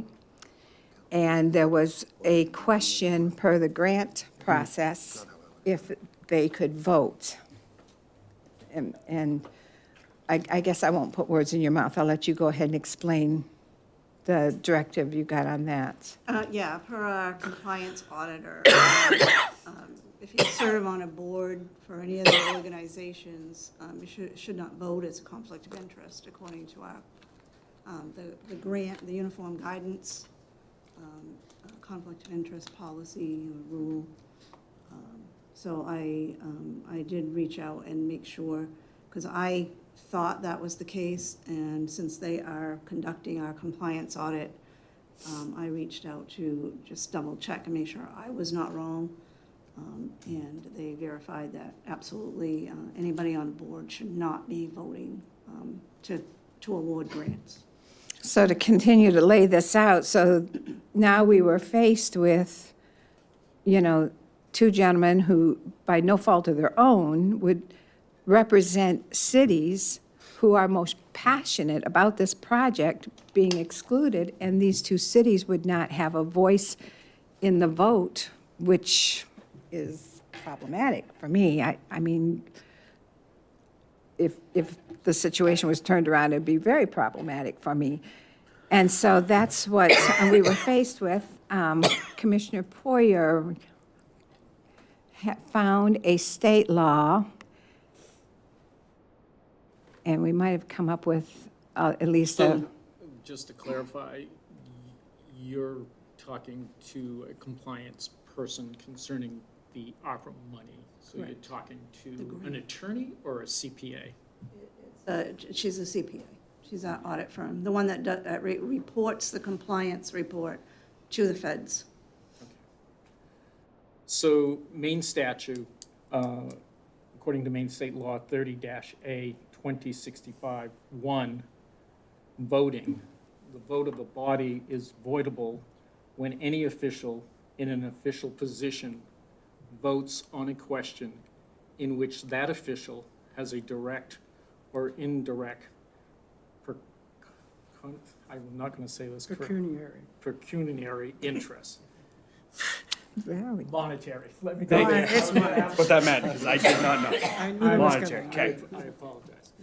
Because there are no direct monetary interests, there is no conflict, and disclosure is all that is required. Obviously, we have disclosed, and it's a matter of public records, that we're on the board of Museum LA. But we have no monetary gain. So the challenge we have tonight is that you have a CPA giving you his or her interpretation. Actually, we have the uniform guidance, which is the rules for federal grants, is what we have. The uniform guidance. Yep. And What does that say? What does that say? where's that specifically at this point? I guess because the Usually thing- with me, but with my hand, I only brought what I absolutely thought I needed, so I do not have it with me. What I'd like to propose to you, and Clarice, I want you to weigh in on this, and as a, tell me what you feel like the risks are with this, is if we take a vote, but the vote is contingent on having an attorney look at the state law and look at the federal grant guidance and compare the two, and then give us an opinion. Is that going to miss their deadline of Friday? Well, that's why I wanted to vote tonight, but of course the vote, and I guess we could ask you, the vote would carry a pretty heavy contingency. Madam Does Chair. that mess up your 5 days? Yes. So the way it sounds like to me is I think that we're in the same type of position that we were when we discussed purchasing the Subaru dealership. In that, you know, there's an interpretation of the rules that Clarice has given to us, and she's done her due diligence and showed us this is what the guidance says, this is what our compliance officer says. And then you have the matter of state law. We're dealing with federal rules versus a state law. And those are two different things. So, because the guidance is unclear, like in various different places that we've learned along the way, and I don't know what rules we're operating under, like in, you know, legislature, if you have to recuse yourself from a vote because of a pecuniary interest, that's up to the individual member. That's their call, unless the entire body votes and says, no, you cannot vote. So I don't know what the rules are for this board, that we're operating under, but I think that members, and I hate to say it this way, and I hope you don't, I don't mean it this way, the members in question, you know, I think they need to make that decision themselves, knowing that if the guidance is correct, that it could put the money in jeopardy. That's all I'm saying. That's a big statement. And I don't know. I don't know what we're operating under. I don't know whose call that is. And do federal guidelines, in my view, in my scope, would usurp like any sort of state law? That's just me. It I don't know. depends. Yeah, Madam Chair? that isn't a Madam Chair? definitive. We got 2 points here. Well, first of all, I don't mind our friends from Lewiston voting on the matter. But the money's coming from the feds. If I was you, I wouldn't vote, because state law backs you up and this and that, but you know what, the money's coming from the feds, and if they say, we're never gonna get that money, no matter what state law says, that's why I wouldn't vote. But I don't mind you voting at all.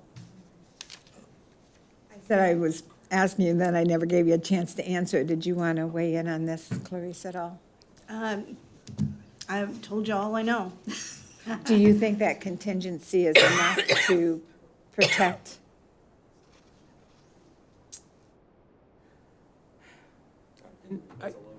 Yeah, and Oh, I know. I think it's, From, I mean, I got it from the auditor who is submitting the report to the feds, that's all I can tell you. I mean, that's the report they're gonna get. If they do the audit, they see that there's a conflict of interest in the vote, it could result in us sending back at least, at the very minimum, the amount of this grant that you vote on, Madam Chair?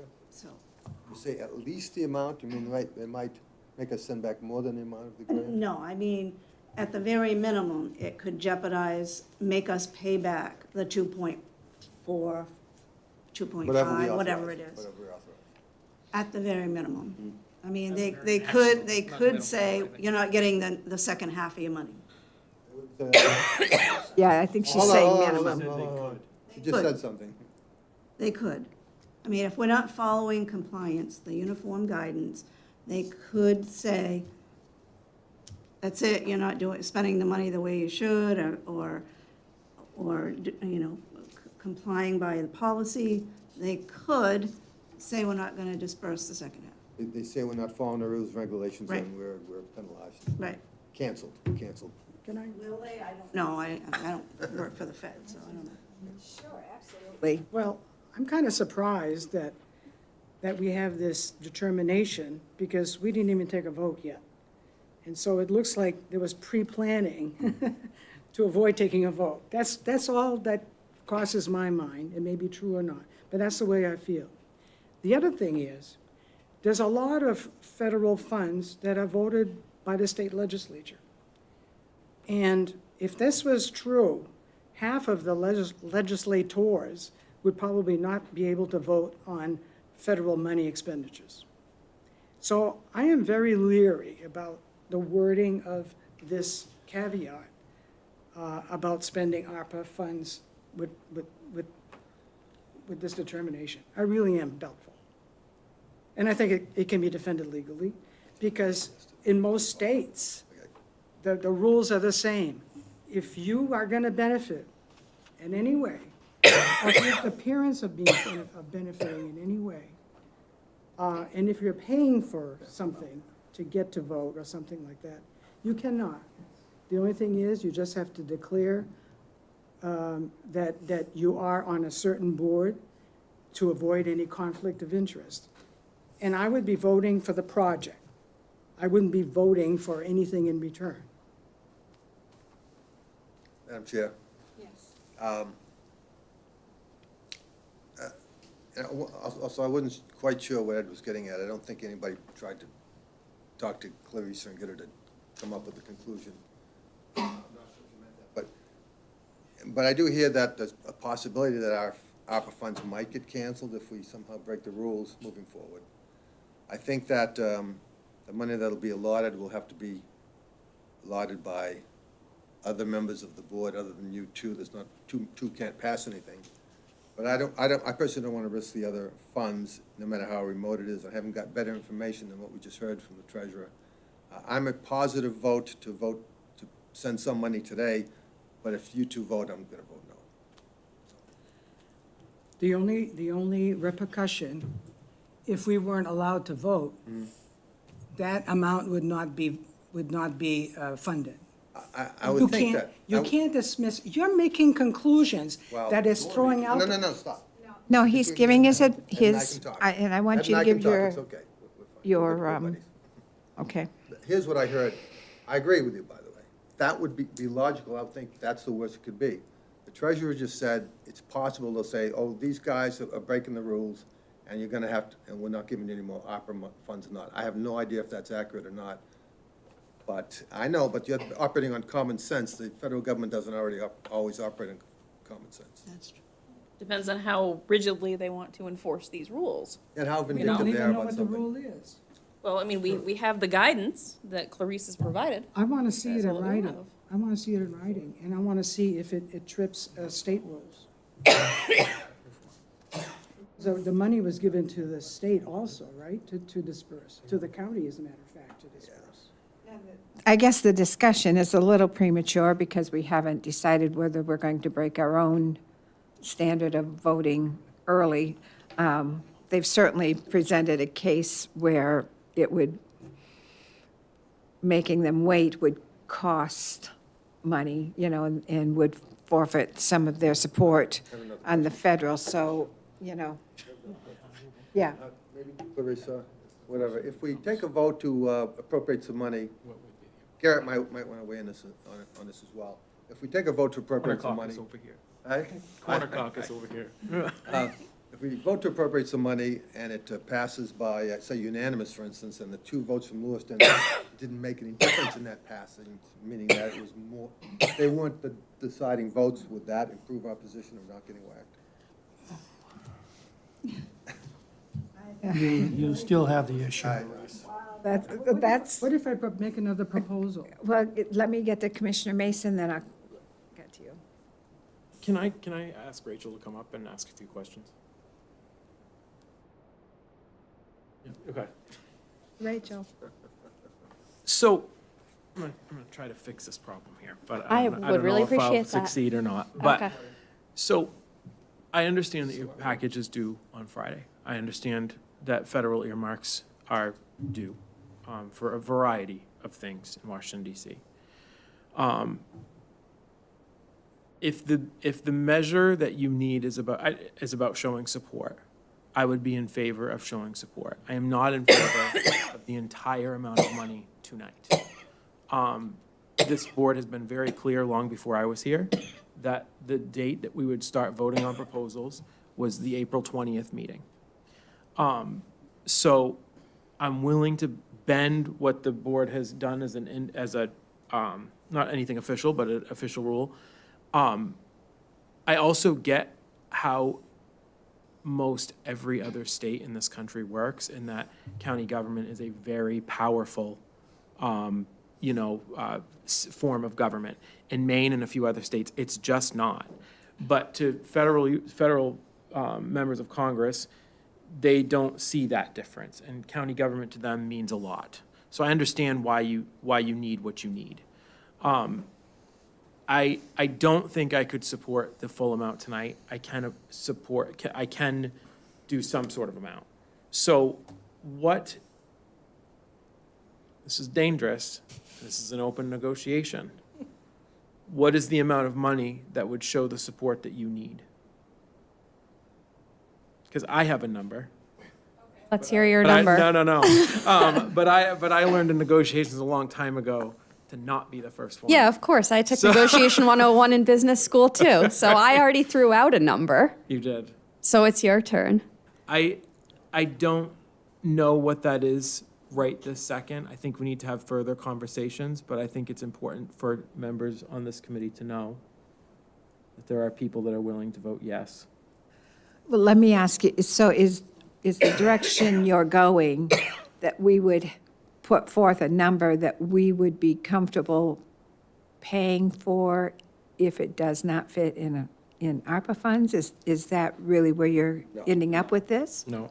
Okay, I'm saying that we need to come to an agreeable amount tonight to meet the need to submit a funding request that shows support of the county.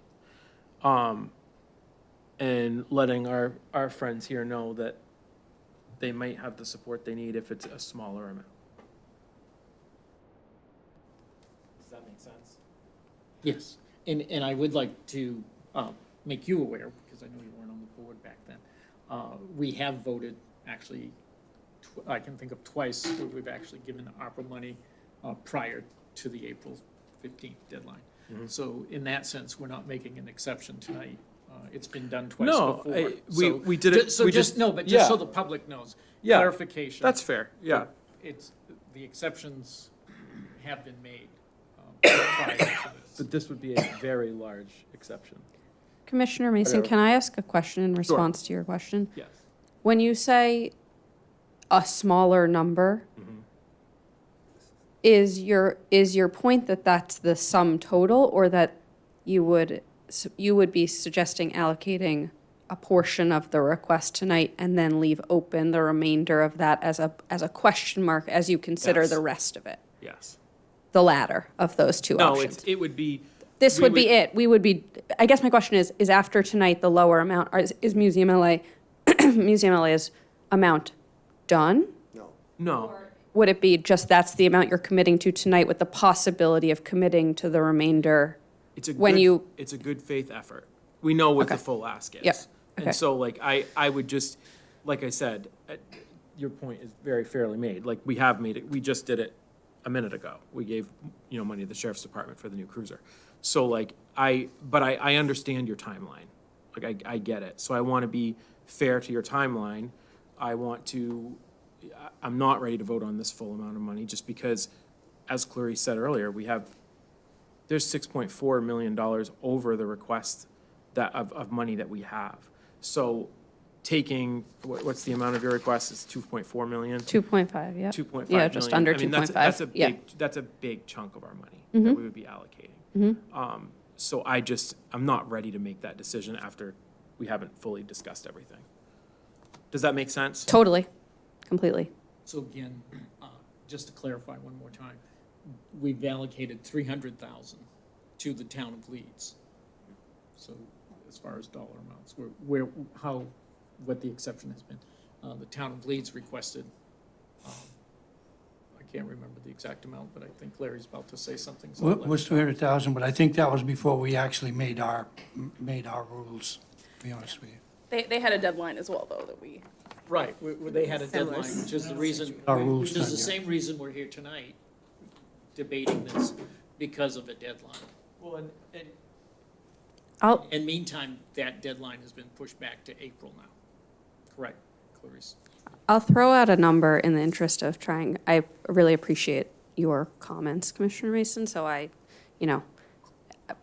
agree with exactly what you've said and why I'm here and why I'm asking for the exception, so I appreciate your understanding of that. Feels to me like if we could go back and say, instead of being at 4.5 million with Lewiston and Auburn, that we're at 6 million with the county, so that's 1.5 instead of 2.5, that feels to me, very significant and impactful, right? That's ultimately, I'm looking for impact, right? And that's what the city's commitments have done. They're impactful. They're the biggest commitments the cities have made to a nonprofit, I believe, ever. So I'm looking for similarly impactful commitment, but I hear you about not the full amount. I don't know if your eyes bulge or if that's in line with what you're thinking. No. So the other comment that I have, I probably should have addressed in your earlier presentation, but it's just my feelings in general towards the ARPA money, because Museum LA, I understand the project that you're working on, and I understand it, but, you know, as somebody who represents Lisbon, Sebatis, and Wales, it's Museum Lewiston Auburn. It's Not for long. The name is being changed to be more inclusive. I don't mean to cut you off, but go ahead. No, That was a big part of the presentation before you got here. That's good to hear. Yes. And one of the things that I would hope that we would see in a museum, and you may have covered this in a previous one, is, you know, Lisbon had 3 fantastic mills at one time. And, you know, Sebatis had a wonderful mill at one time. Mechanic Falls as well. Yeah, and like, I hope that should the museum be built, I understand there's a steep hill to climb even after this, that those voices would be heard and those towns would be recognized. I mean, it's not just the name, but the name is a start, right? I mean, Museum LA, first of all, LA Museum, nobody really exactly knows what it's called, but it suggests that it's a museum that's just about those 2 areas, and it is not. So we are in the process of rebranding. The board actually yesterday just approved a new name, but it's not yet public, so I'm not really in a position to share it with. But I can tell you that Lewiston Auburn is not in the name, and it is a broader name than that. So to encompass all stories, I would say more broadly throughout Maine. Madam Chair. Oh, I'll defer to Ed. I just want to add that the board has discussed about incorporating the mills in the other surrounding towns in the county into the new facility and what happened there and their history. So it will be much larger than Lewis and Auburn. And the question I have is, would it make a difference in our being able to vote, which I still think we are able, if we resign from the board of the museum in order to vote?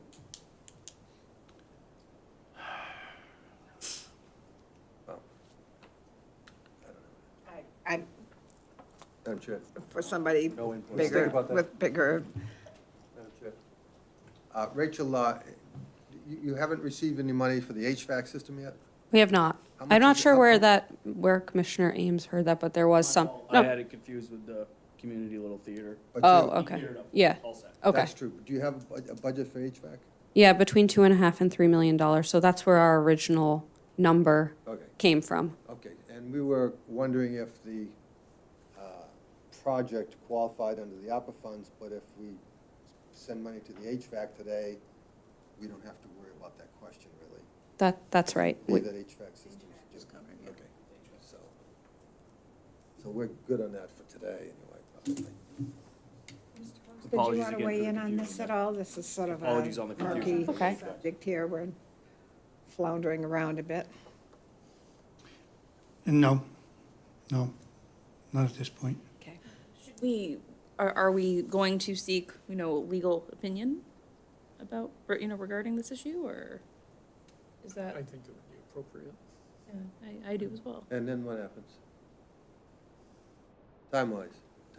Well, I mean, Today's Wednesday. Well, couldn't we vote like Commissioner Mason suggested, and then have it challenged through an attorney later on? So the vote would be subject on due process. Well, Okay. Madam Chair, if we take that vote, how long does it take for the attorney to get back? What if the attorney says no, and then the deadline's passed, and we get them nothing? That's why I asked. So, if I understand the county bylaws, and I have to admit, I'm not gonna claim to be an attorney on this at all. if 4 county commissioners vote for something, that's a majority. It has to have a vote of 4 to pass.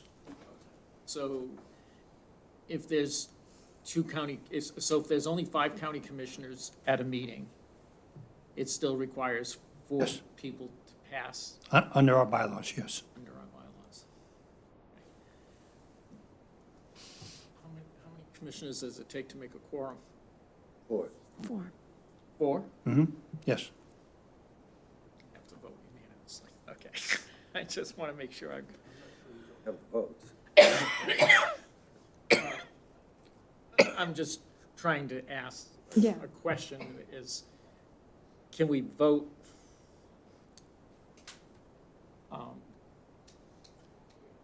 If we don't vote,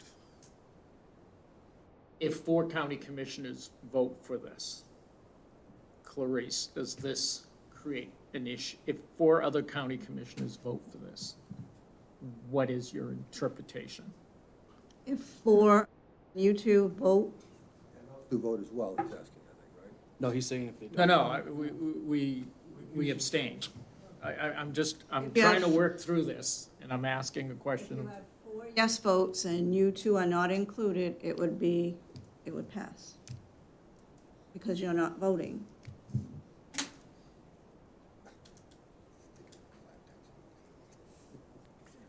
Yeah, it is. Madam Chair, Yes. I move we appropriate $300,000 for the project at this time. That's not a cap, that's what we start with today. $300,000, which we believe will be matched by another $300,000 if we're at all lucky.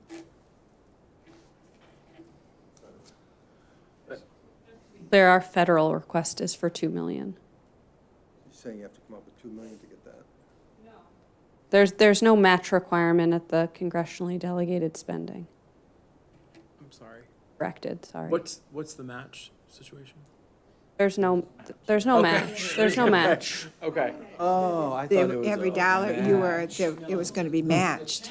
Is, when you apply for congressional Directed spending. earmark, Yeah. support of the community is obviously weighed in help. heavily in how they allocate funds.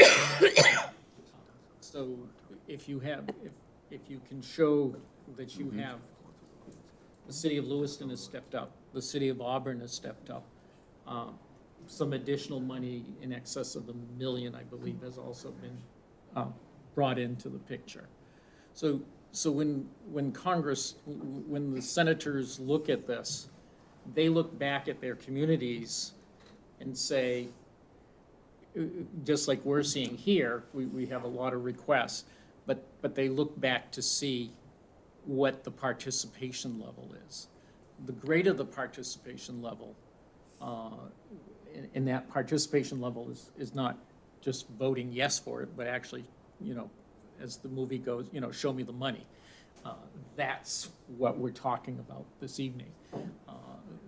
The bigger the dollar, the greater the likelihood of a buy-in at the congressional level.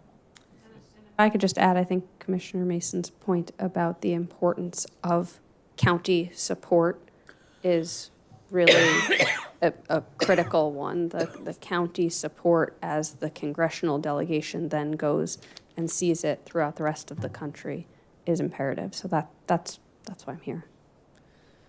It's also been historically, the county here has always supported the Androscoggin Historical Society. So I think the heritage part of what the county has done for many years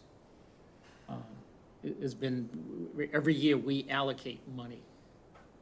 We allowed the Androscoggin Historical Society to stay on premises at, well, practically no rent, to be very honest about it.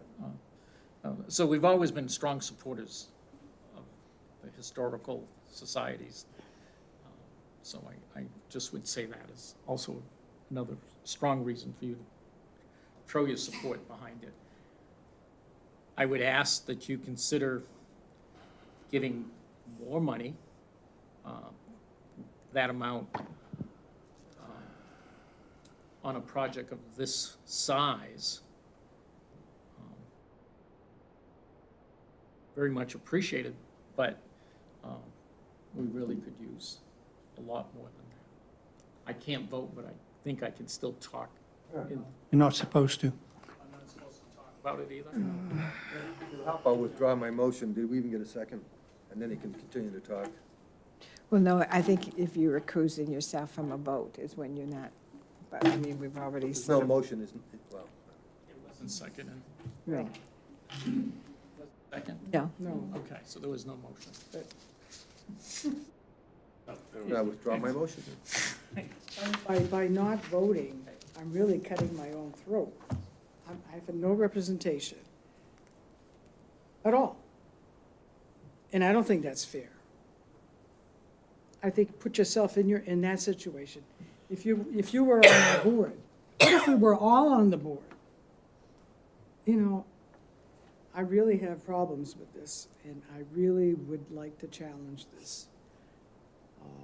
Promise you don't have time. And it was, yeah, if I had known earlier that it was gonna be challenged, whether we are able to vote or not, I would have done some homework. Or That's- recused yourself from the board. I just want to point out that I'm pretty sure from a legal standpoint that if you recused yourself from the board, there would be no conflict of interest. So, They wouldn't vote. what? Why not? Why not? If he's not on the board. Order, I think she's talking about. I'm talking about- Museum board, Yeah. yeah. Yeah, I would be willing to do that. I would be willing to submit my resignation. Made twice as hard as it needs to be. If that's what it takes. I don't think it's gonna go higher than that, so why don't we just vote it through? Look, can I say that? Look, Go ahead, sir. Madam Chair, Madam Chair. Brian, no, you cannot leave Brian. No.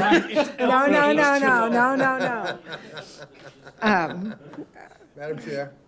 Yeah, oh, just, I'll go. Do you want- I'm fine. I have a procedure question. Can we go into executive session? Not really. I don't know if this is covered. Any, What is your I just think it would reason? help to have a broader conversation among commissioners on how we want to handle this subject matter. Not just Museum LA. Our executive session justifications are on that paper there, if you can find that it fits. Yeah, it's on the back of yours too, if you really want. Then, you know, Madam if we Chair. do that, we'll do what we're doing right now, which is just going back and forth and not really coming to a consensus. Commissioner Michael, yes, go Privately. right ahead. consensus pretty quick. Stunning intuitive abilities tell me that there may be votes very well for $300,000, and my same intuitive ability says there's probably not more votes for any more than 300,000. And I don't think the two gentlemen from Lewiston will have to vote to get that. Therefore, you don't have to resign from the board at this point. So just an idea thrown out. Leaving open the caveat that Commissioner Mason had said that once we get some, Clarification? I have no intention for that being a cap. You, What if it's voted down? They just, take a risk on, One life, roll the dice. roll the dice. 1, 2, 3, 4. Yeah, and not all of Lewiston is being excluded. Commissioner Ames represents Lewiston as well. So, there's that. the representation part of it is problematic, for me, but yes. can I ask one more question? I'm guessing you're going to need a letter from us. I would just propose to use the board minutes, but a letter works, but the minutes are okay. The minutes are what I've used on the other, to show the other gifts, because we don't actually have the money in hand yet, obviously. Same thing, Auburn has appropriated money, but ARPA funds, but they don't actually have the money yet, so we've just used the minutes. But it would be helpful for your packet. Sure. Okay, so, I think that if we were to approve that funding request, I think part of it should be that we should author a letter to include in the packet saying that this is not the end of our deliberations, and that we have more to consider, and this is why. And lay out, our board has decided that, you know, considering the amount of funds that we have, that we want to have a broader discussion amongst all of the applicants. And this is not the end of the discussion for Museum LA. It will likely be a larger amount at the final time. In addition to the, you know, conferring with legal counsel regarding Yes. the rules. Well, I think it's a commitment from our board that we do want to see the project go forward, and that it's just an issue of congressional timing and our timing, and we're trying to hit the mark. Okay, before we go any further with that,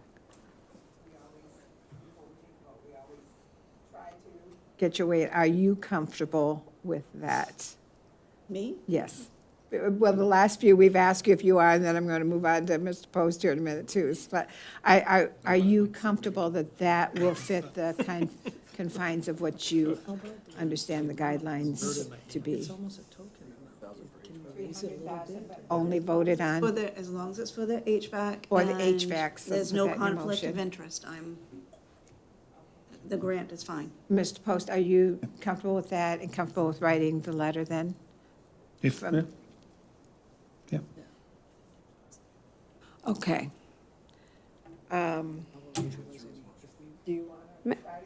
May I ask a question? Sure. Does the commission have legal counsel that you rely on? I mean, We do, but you have a Friday deadline is our, you know, I I'd like to put understand. this whole thing on hold till we could get, you know, have somebody weigh the two conflicting laws, but you have a Friday deadline, and so we could get you this. I don't think you can get a lawyer to respond and, And the bottom line is, if you get a legal opinion, but the auditor sends the audit that says you're out of compliance, it doesn't matter what that legal opinion says.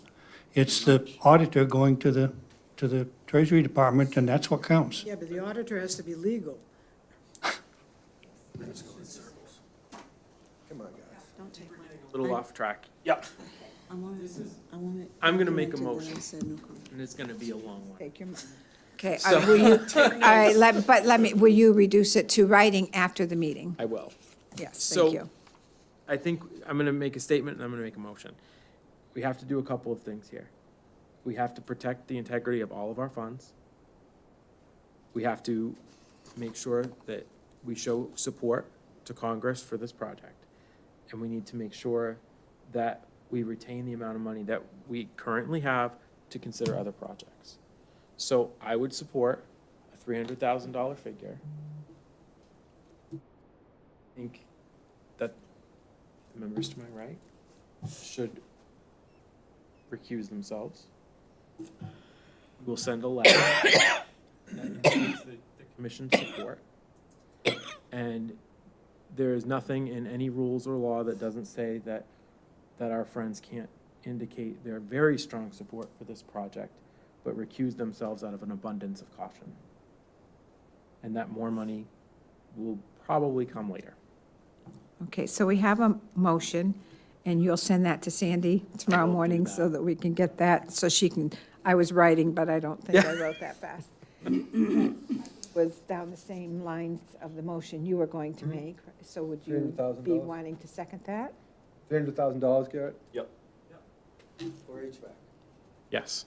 Yes, that's an I'll second important that. piece to put in there. And I think it's very important that Roland and Ed get the chance to be part of that letter and be the statesmen that they are. Tough issue, everybody. Tough time. Not the way we wanted this to go, for sure. Any other questions or comments? And yes, I'm sorry, I'll be quiet after this. This is where I This is, think, but this is ultimately their decision to recuse or not. of course. Well, if I was sure that there would be an affirmative vote, I would abstain under duress. Jeez. I will be recusing myself from this vote. Thank you, Roland. But you'll be writing a paragraph in our letter. I don't know, this table seems to say I can't be there. Now that there's a motion, I can't make any comments.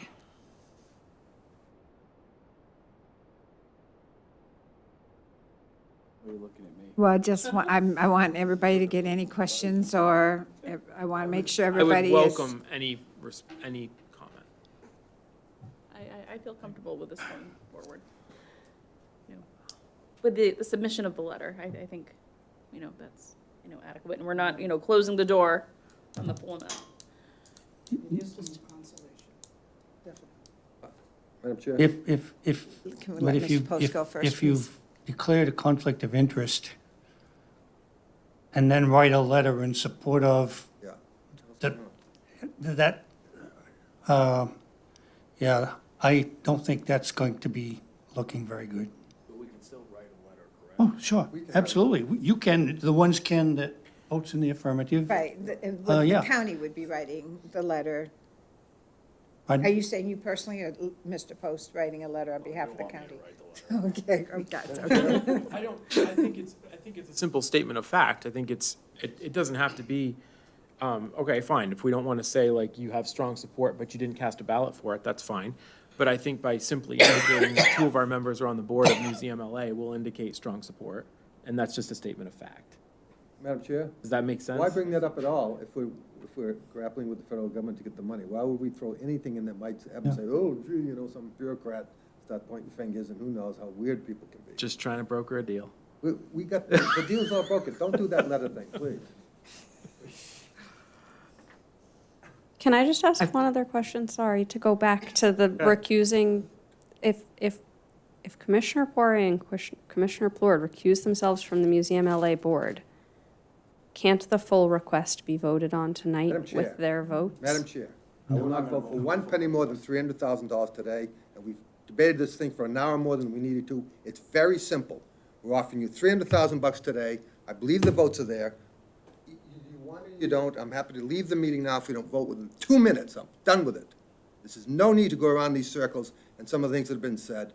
It's all but saying, we got 4 votes, 5 votes for you. Take the money or not. What? Sorry, but that's the way I feel. I'm not giving you 1 more cent today than $300,000. I'm perfectly willing to talk about it after today, but not today. Okay, we have a motion and a second. I think we beat this up from every which way. Are we ready to call for a vote? Sure. You've been ready for months. Ready, okay, good. So do we need to restate the motion, because it's been a while, or do we want to just, I can write it down. it's 300,000 with a letter of commissioner support. It's for the HVAC, and it's under the condition that the 2 commissioners recuse themselves. Well, Is that right? If that, I did not say the final piece. That, Okay. in my All opinion, right, that's then. up to them. okay, Yeah. all right, You can't put that in the motion. okay, thank you. I've got too many notes going on then here. Okay, all those in favor? Roll call, please. Yes. Commissioner Ames? Can I ask a question? Are Ed and Roland already as Ed, are you recusing yourself from the vote? I think they'll do that at the roll call, right? I vote yes. Okay. Commissioner Michaels? yes. I'm a yes. Yes. I abstain. Thank you. Excuse myself. Thank you. Yes. Thank you. Thank you. Oh, my God. Okay, one final question. Who seconded that vote, that motion? I second it. You did. Is it John? Okay. No, no, thank you.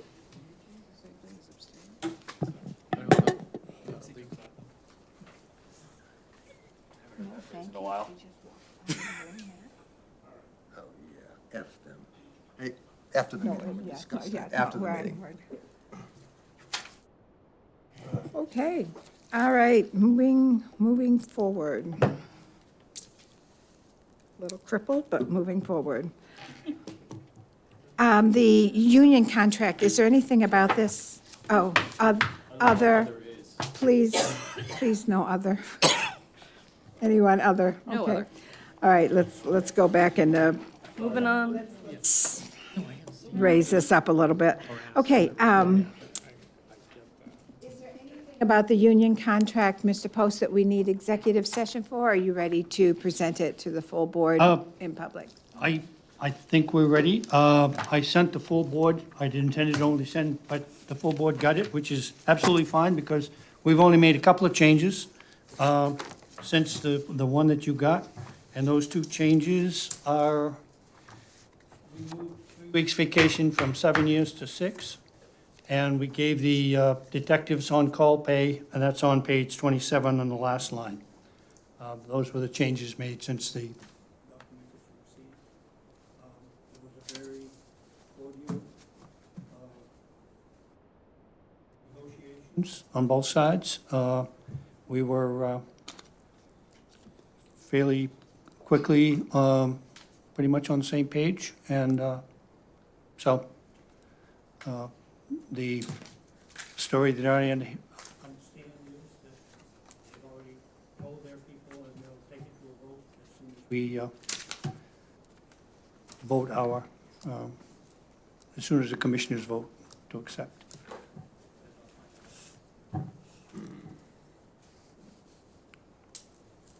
Okay, questions for Mr. Post?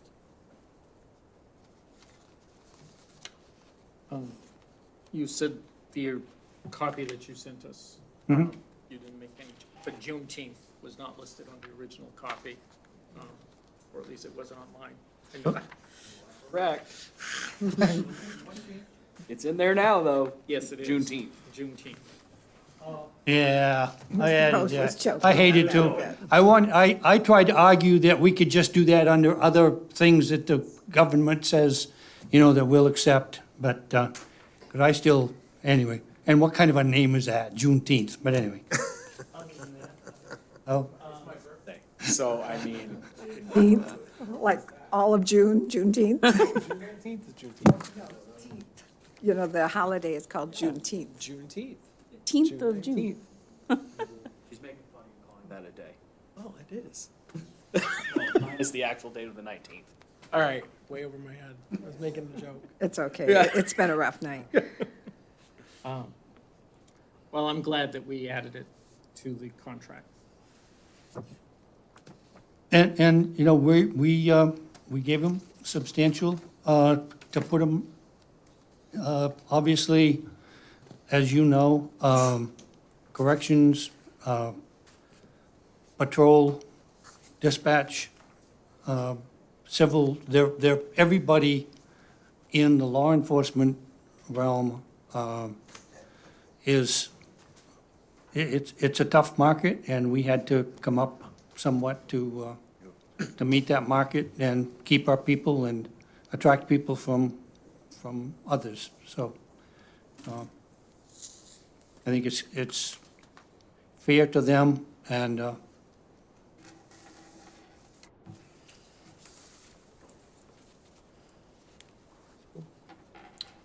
Committee members that were part of the contract negotiation, do you guys have anything that you would like to share with us? I agree. I thought it went pretty smooth, actually. Conversation was good on both sides.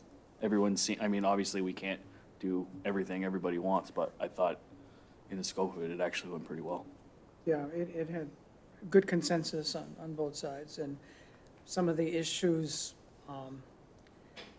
would not have been material that remained, I'd like to say thank you for representing us on that committee and for all the work that you've done. I do appreciate. Amen. I move to adopt. Second? Hey, I don't even have my pen clicked in here. We're ready, we're going forward here. Okay, Commissioner Mason? And was that you, right? Okay. Any other questions?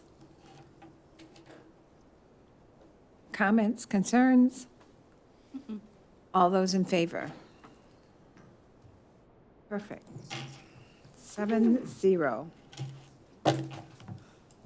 down? I'm quite sure. Well, my 7 years history. That was serendipitous, wasn't it? I didn't think about that, considering the former. Yes. All right. That cleaning bid. No, Oh, Slate Fire. I've got so much writing on my paper here. Lead Fire Department agreement. Okay, I'm not familiar with this at all, so I hope somebody else will take this over. The short version, and actually the only version, is Leeds Fire is, of the remaining agencies out there that we don't dispatch for, Leeds Fire is coming over. Where they were getting dispatched from, the prices went up $600 a year. So when they came, we've been trying to, it's a very small town, a very low call volume. We met with them a couple years ago, and the selectmen had an interest of coming over, but it didn't really pick up momentum till the prices went up where they were being dispatched from for $600. They came to us, realized they could have a savings, so they're coming on. And the contract, I believe, is for 6 months initially, so it gets them on par with everything else. But sometimes it's a small amount that turns the key. We have a lot of agreements with them as far as antennas and nothing that really matters with you, components we have out in the field. So it actually just shores everything up anyway. So they were a welcome addition, and obviously the revenue is welcome as well. And it's a blip as far as the call volume. It doesn't involve any staffing or anything like that, so. But it's another town on board. Yeah. Congratulations to Marty and his crew. And I'll leave it at that. I do have one question, though. The part where, they are held harmless and there's liability, that's all boilerplate in this Yeah, agreement. these agreements have been, I think as long as Larry and I have been here, we kind of inherited them. And I think Skelton, Taylor, and Abbott would have had a heavy hand in any type of contractual thing, because before Larry, I think they represented the county with any question that was asked in any meeting ever. So they're the standard contract that's given to every town that we do business with. Okay. Any other questions? We're all done. One Yes, question. go right ahead. Why did you use the 2010 census, not the 2020? Because it would have cost them less. I didn't use, do you say we used the one that cost them less? No, you used the one that cost them more. Because we're looking out for the county's best interest here. Use any, somebody else did that. All right. Put those in. It was only like 3 different people, right? In the whole town, yeah. Oh, They moved for 600, so I. The 2020 hadn't been certified, I was just told, which might be why, but I didn't actually use that figure. So once it is certified, we change. Well, the the amount next versus the contract, next contract. Was not aware that it had not been certified. I wasn't either, but now I am. We all are together learning tonight. But the answer sits right behind you there, doesn't it? Generally. Yes. I move to adopt. Second. Okay. Any other questions? This is a good piece of information, a good piece of news. All in favor? And that is 7-0. Now the duct cleaning bid. That was out, the engineers put that out. One bid came back, was way high, and so we're asking to reject the bid. We'll bid it again. One of the bidders that actually has done work here before and has done a good job is now interested in bidding and is wondering why he didn't bid before. But anyway, so they'll put it back out and we'll go from there. Did I understand the letter right, that it was an engineer that put the bids out and not the Yeah. county? Yes. Why did we use an engineer to put out for vacuuming the duct systems? Because that's part of that whole HVAC, the whole HVAC system. This is just the first part of it. Question. When was the last time we had the ductwork clean? And how much did it cost us? It was, I'm told it was around 2012, 13, and the cost was less than 50,000. And we hired an engineer to do a complete rehaul of our AC and heating system. So why are we cleaning the ductwork now if we're about to part with all, or, I mean, if we're redoing the whole thing Well, you're in not, future? why my would we understanding is clean- you're not going to you're not going to remove all of the ductwork. That's, No, but aren't we, at that point, wouldn't it be better to clean it after all the work is done than to clean it, have construction debris, get back in the ductwork? If you haven't done it for 10 years, is what you're telling me. Two different systems. We're not touching that section of ductwork. This was not for the entire ductwork? We got a quote of $700,000 in that. 277. Excuse me. That's why we want to reject it. Well, I understand you wanting to reject it. I'm just trying to understand why we even went out for bid. Is what I'm. Well, I don't know. Maybe that the was a other- request you from the guys jail understand. administrator. The HVAC system that you're talking about with the county building, I believe you're talking about with the county building, this is the HVAC system that's already in place in the jail. If I had to read between the lines, it's just a guess off of my observation. It's just- Okay. There's no HVAC system in the county building, or that's what you're looking to replace. In the jail, there's a system in place now that needs cleaning. Question. Yes. Am I crazy, or did we approve like 60,000 previously to do a duct cleaning? Didn't we have this conversation? There was a duct cleaning in the, help me out, the control. No, what was done in the control, the heat control system. They did something a while ago.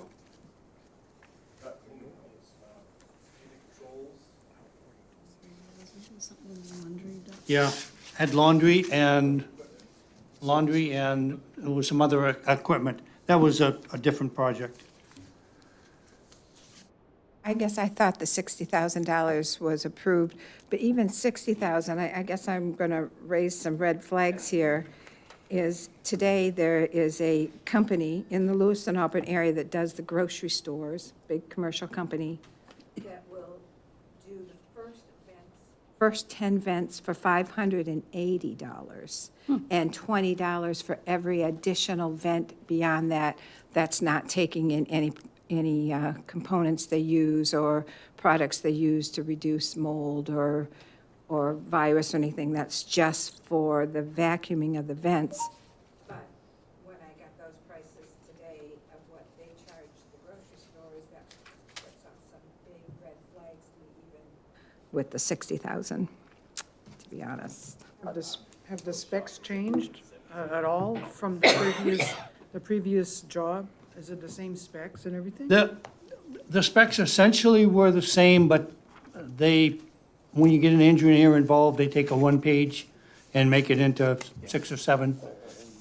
And so we're thinking that the company that bid may have misread something. That's what we're thinking. So the engineer's gone back and he's going to redo or relook at the specs and adjust them. Away. Huh? Oh, just away, that's right.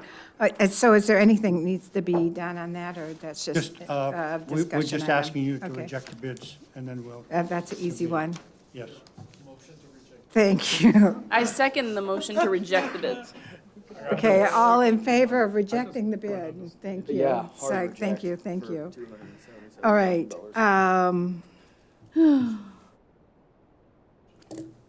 The corrections maintenance position, it's pretty late. Do we want to just get into that discussion tonight, or do we want to table that for another meeting? That's a long meeting. About that, I would rather table it for the next meeting. Would you like to make that motion? Okay. Second. Tabling the corrections maintenance. It's, the hour's getting late, and then. Yeah, no, I'm fine with that. He just got us printed copies anyway. I'm fine with tabling that. I second tabling. And I don't think this is any reflection that we're not wanting to go forward with it. I just, No, no. just. It's been a long night. Tonight's a tough night. Yeah. All in favor of table, do we take a vote on tabling? I believe 7-0.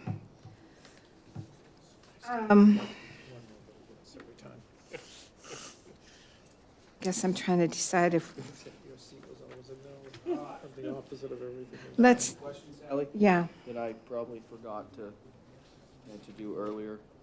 This was for Clarice. Yes, that's right. No, I don't. There. Do we need to vote sooner or later on that 38,000 for the sheriff and the 3,000 for your audit costs? Are we too far past it to do that? Vote to reconsider or go back, move in agenda item order. They can wait until the next meeting? Okay. What? Then make sure, let's put that on future agenda items when that comes up. I had a lengthy discussion for you at the executive session. We'll make it very short in and out because I don't know if any of us are up to making big decisions tonight. So could I would entertain a motion to go into executive session? Madam Chair, I make a motion to go into executive session pursuant to Title I MRSA Section 4056C, Building Acquisition. Okay, second on that? Second. Okay. All in favor? And I'll just pass out information. We'll keep this short. Any action taken? Just discussion items, future agenda and adjourning. So I think we're done with that, yeah. Coming Yeah. out regarding the building acquisition, is that what you're asking? Yeah.